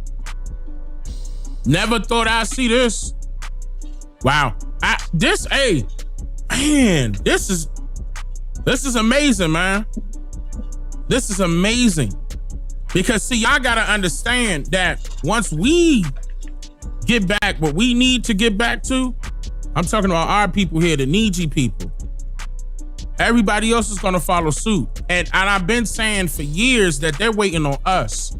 Because we got these folks, it's folks out here that's in the way, right? It's some folk out there that's in the way, that's trying to create laws and passing them. Okay, that's not working in our favor. That's working against us. Like I did see a lot of the Democrats who share the same skin complexion as you and I. Some of the Democrats were upset because of some laws that were deleted. And honestly, they have a backing of DEI, and everyone thought that DEI was actually benefiting our people, and it was not. It was not. There was actually no history of affirmative action or DEI working in our favor. And it's a lot of these, I'm talking about silly folk that we have of ours who are Democrats that will lead you to believe that we received a particular job as an example, you might not want to keep because of DEI. Just think about it. We could go to the NFL right now. The NFL does not have to hire, just to simplify things, so-called black people. All they have to do is interview them. DEI doesn't guarantee you the job. Like they tried to make it seem like it was our benefit. No, it was working for foreigners that share our same skin complexion, but they're not from these lands because they're treated differently. They're treated differently. So it worked in their favor, especially white women. They were able to grab jobs that were supposed to be for us. But yeah, it mainly went to white women and other foreigners. And that's on record. That's on record. That's not something, that was made up. We can see the numbers. They have statistics out there. And this is how, when I did my research on this is how I knew that we were all being taxed differently. And our people, the Niji people, get taxed the worst out of everybody combined. Our credit purposely held at a certain number on purpose. They make you work hard as hell to get your credit up, especially if you calling yourself black. They doing that shit on purpose. And that's why credit and debt is a game, or debit is a game. Credit and debt, credit. Like it's thin air, it's a game. It's literally a game. It's like a game of double dutch. You just waiting to jump in. And when you jump in, you can't let that cord hit you or it's game over. In the Continental Congress era, this is because they only accepting certain unified with like-minded people. If they are not on our mindset, they need to move. And our people calling them out, and I'm just glad that they are. And again, to go back. I'm not going to go into the Mexican thing as much as I have, because we already have went over it. We know Mexicans are racist. Are there Mexican people that fuck with Black Americans? Absolutely. I'm just gonna break it down to you. Yeah, there are Mexicans that fuck with Black Americans easily like this. They're comfortable around us and stuff, even around their culture. They delineate from their culture and fuck with Black American culture because at the end of the day, it's the culture. It's the culture that makes you comfortable, that makes you, accept. Don't forget, Black Americans accept everybody. We accept everybody. This is why this is why hip hop is Black culture, because it accepts everybody. I can't do that with Latino culture. And I got a cousin, my cousin Ernie. If you want to go listen to his music, Lee Wilson. He can rap in Spanish. He's a Black man. He fucks with Puerto Ricans. But at the end of the day, A lot of that stuff isn't acceptable because it's colorism, discolorism, so yeah. But he still fucks with it because he feels comfortable, and I get it. If that's what you feel comfortable and you like Puerto Rican music, do it, my nigga. I have never said anything bad about my cousin doing Puerto Rican music or whatnot. And my cousin could have been signed to Sony. He stepped back from it. He said, "Yo, I don't want to fuck with Sony."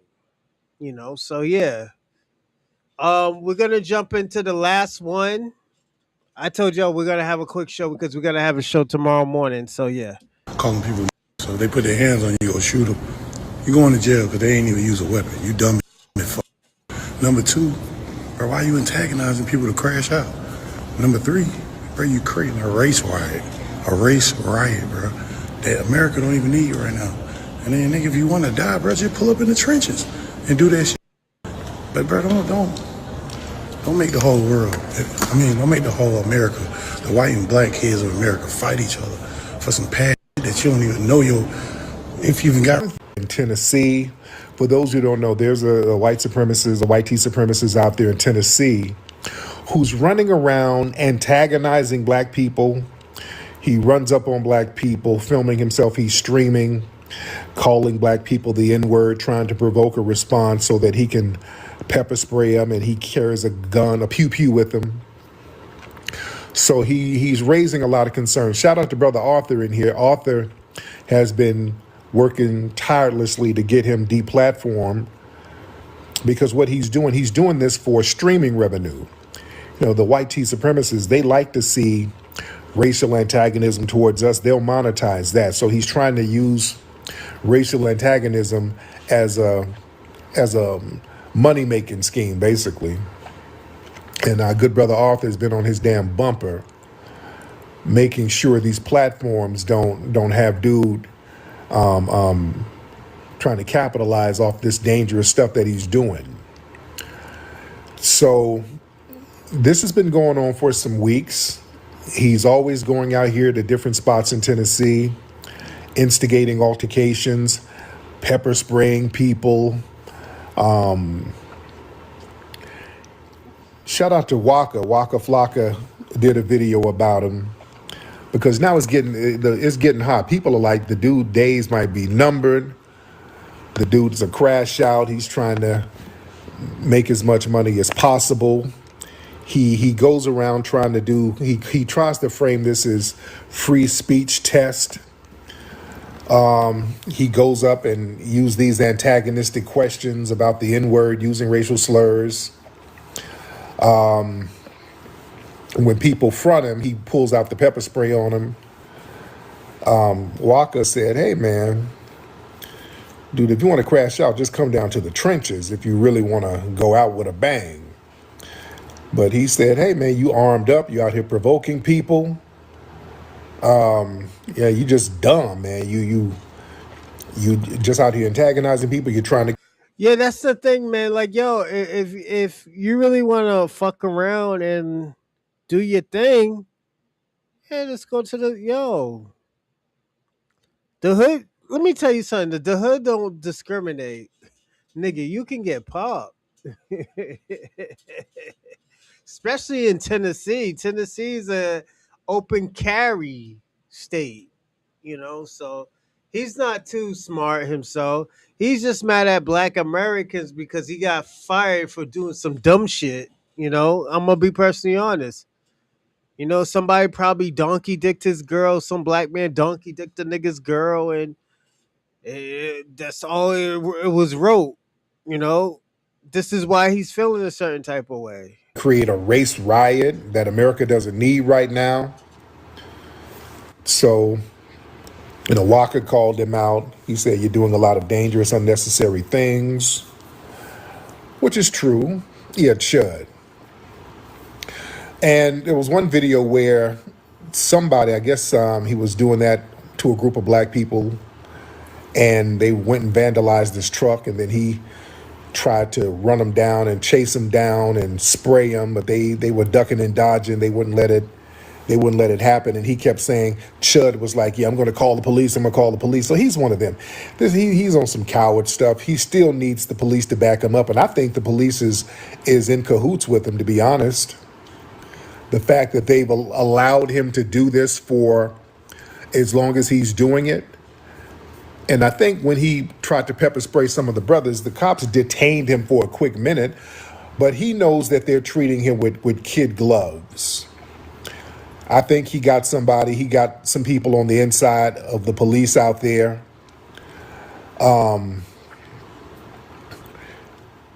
Here's the thing, because this First Amendment thing he's trying to hide behind, and that's another thing. Where are the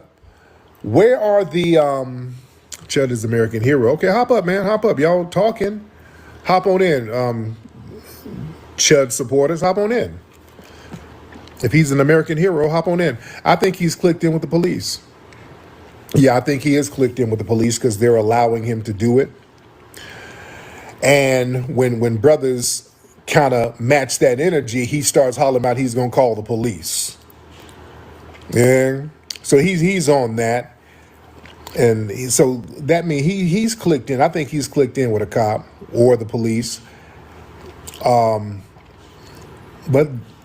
a lot of people are saying that, hey, man, this dude might not make it till this summer. He's making. Nah, he'll make it. It's just his own people's gonna kill him.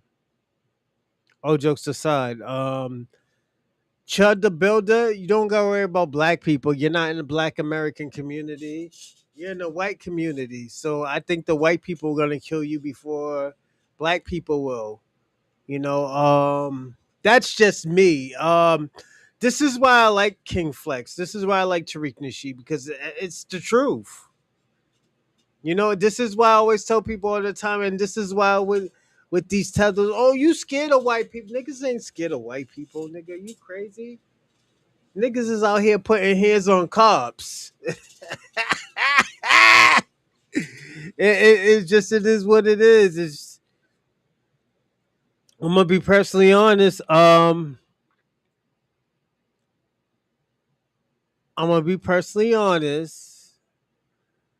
This guy you're gonna get popped, and it's gonna be a white man. Niggas already got Nick Fuentes. I think Nick Fuentes is gonna do crime. He's gonna do some time after pushing that little white Jewish woman. Yeah, you doing time, my nigga. You doing time, nigga. Nick Fuentes, you going over there, and he's gonna be like, white bitch, give me that chung chung. That's what the Mexicans is gonna tell you. White bitch, give me that chung chung.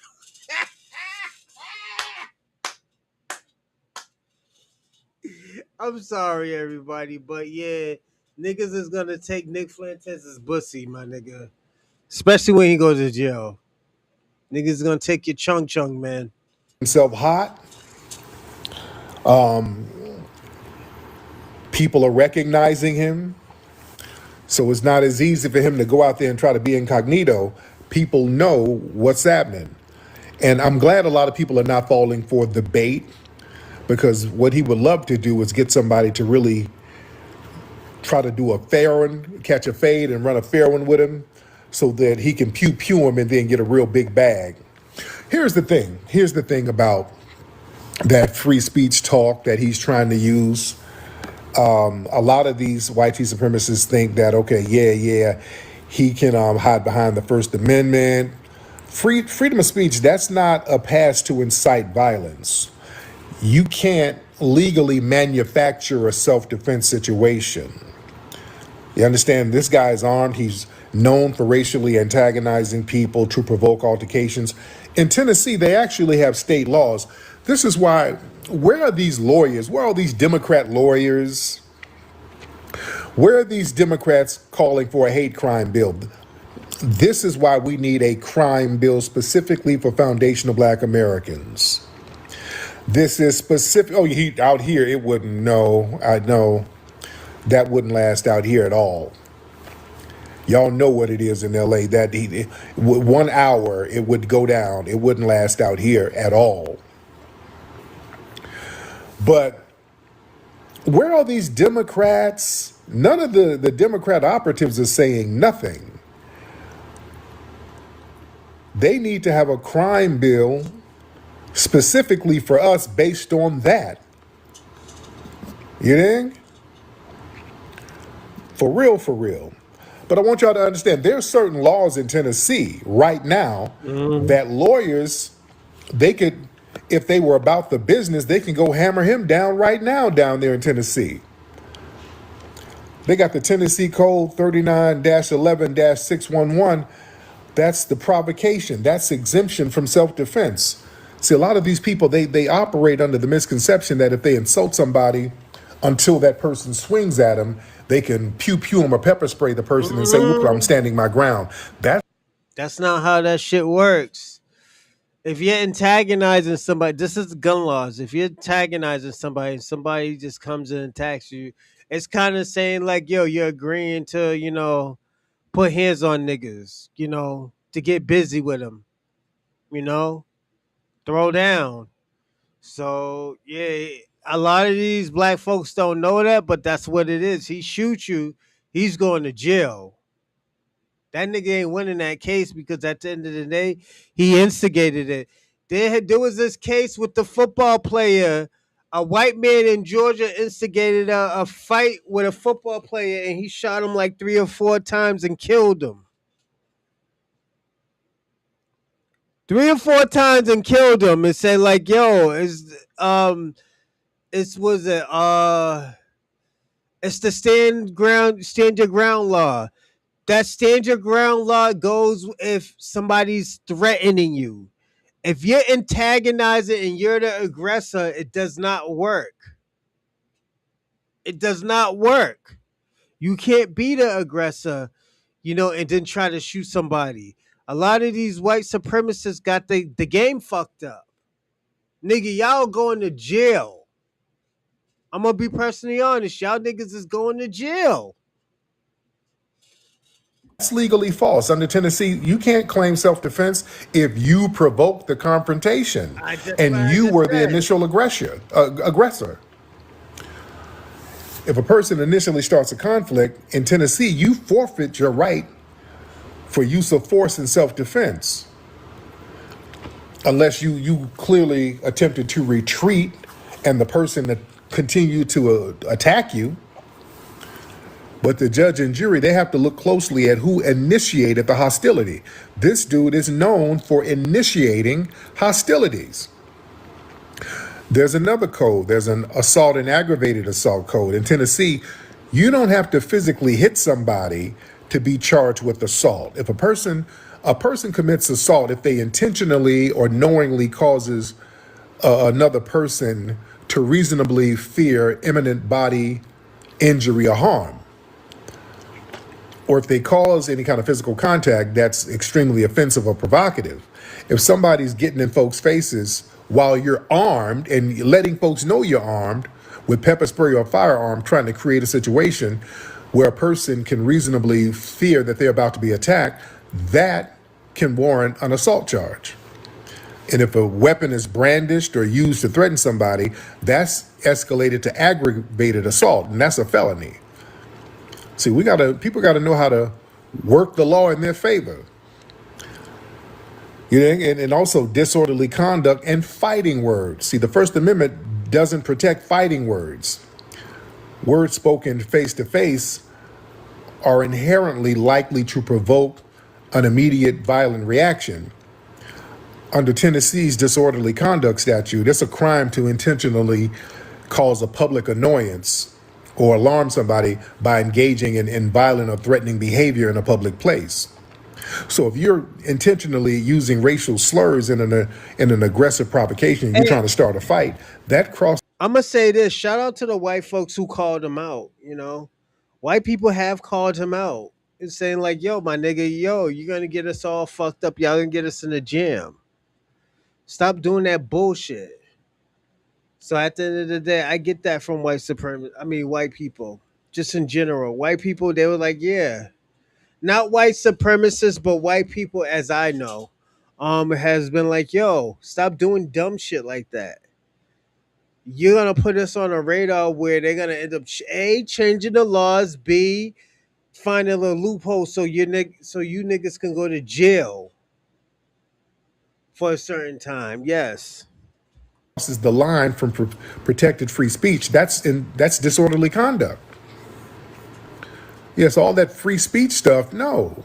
He's way past that because now this guy has a track record. And from what I understand, he already has a harassment charge. So I think he has an open case now. And also, there's a civil rights intimidation statute out there, 39-17-309.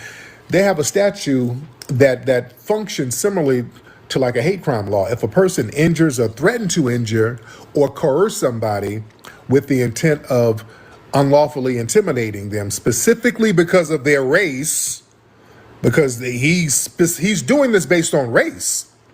He's antagonizing people based on race. You chimping out, N-word, chimping out, N-word. He's antagonizing innocent people based on race. So if that antagonism is clearly racially targeted to intimidate black citizens for existing or enjoying public spaces, that statute applies. That's civil rights intimidation in Tennessee. Where are the damn lawyers, man, who can stand on this stuff? Yeah? Excuse me.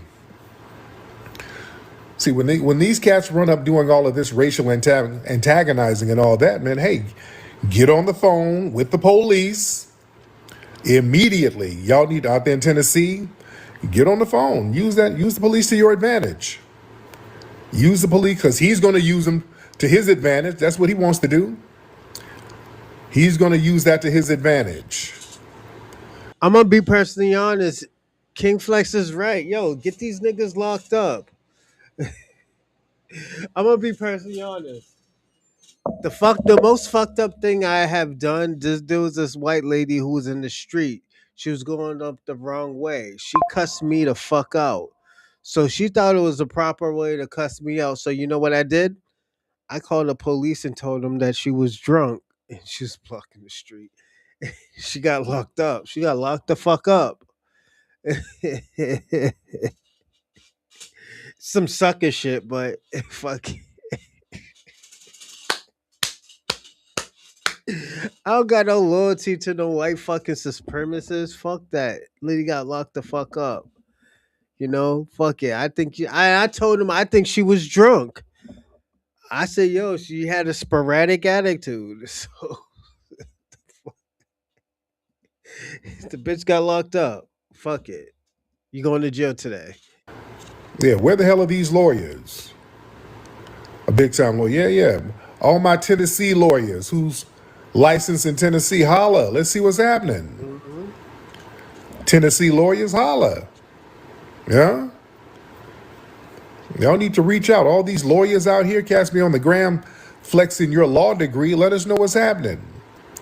Y'all need to get out here and step up and say, hey, man, we down for the cause. And we can slide money to you if you need it, but we need to know where you are. Yeah? Let me see who else we got. We got a lot of folks in here. Yeah. These lawyers are Democrat shills. They'll hop online telling us why the hell we need to vote. Yeah, that's the thing. We only see black lawyers out, and I'm not throwing all the black lawyers under the bus. But yeah, for some reason we see a plethora of black lawyers when they want to come shame us into damn voting. Yeah, when they want us to support Kamala or whoever, then y'all come out talking about why it's so important to vote. Where the hell are you when we got these crazed white tea supremacists out here? Where were you then? Where are you? Yeah, I don't want to hear all that. Man. Excuse me. But yeah, listen. Hey, man. Now, you got some cats. From what I understand, this Chud guy really operates around the suburbs of Nashville. I haven't heard him going nowhere near Memphis. All right? He ain't stupid. I'm hearing that he's doing a lot of stuff around the suburbs of Nashville. I haven't heard. He ain't fucking stupid. Memphis is too dangerous. North and South Memphis. That shit is dangerous. I had a cousin that lived in I think North Memphis. And that's where like Project Pat 36 Mafia be at. Them niggas, that shit is dangerous. Niggas, you'll get robbed. Niggas got guns out. Everybody got guns out there. Niggas get shot more than twice. You know, niggas ain't scared about doing no time. Niggas is getting busy out there. And shout out to Memphis. You know, Heard him going near Memphis now. Memphis is a little different. Memphis is a little bit different. Uh, I haven't heard him go nowhere near there.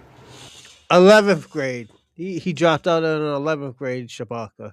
Shout out to you, player, but he dropped out on the 11th grade. Shabaka, you should have came early. You could have been bugging out and stuff like that, you know. And we're not even talking about FBA or Pan Africanism actually. We're talking about the white supremacy, why they're obsessed with black Americans. You know, so you can answer this question since your ass is so old and prehistoric. So, yeah. Yeah, he's going to the tourist spots. Yeah, I know Memphis is with the business. Yeah, that's why I'm like, for a minute, I'm like, what part of Tennessee is he in? Because I know Memphis will slide. Okay, so he's out, from what I understand, he's in the suburbs of Nashville doing all this old nonsense. Yeah. Yeah, so hey man, y'all be careful out there in Tennessee, man.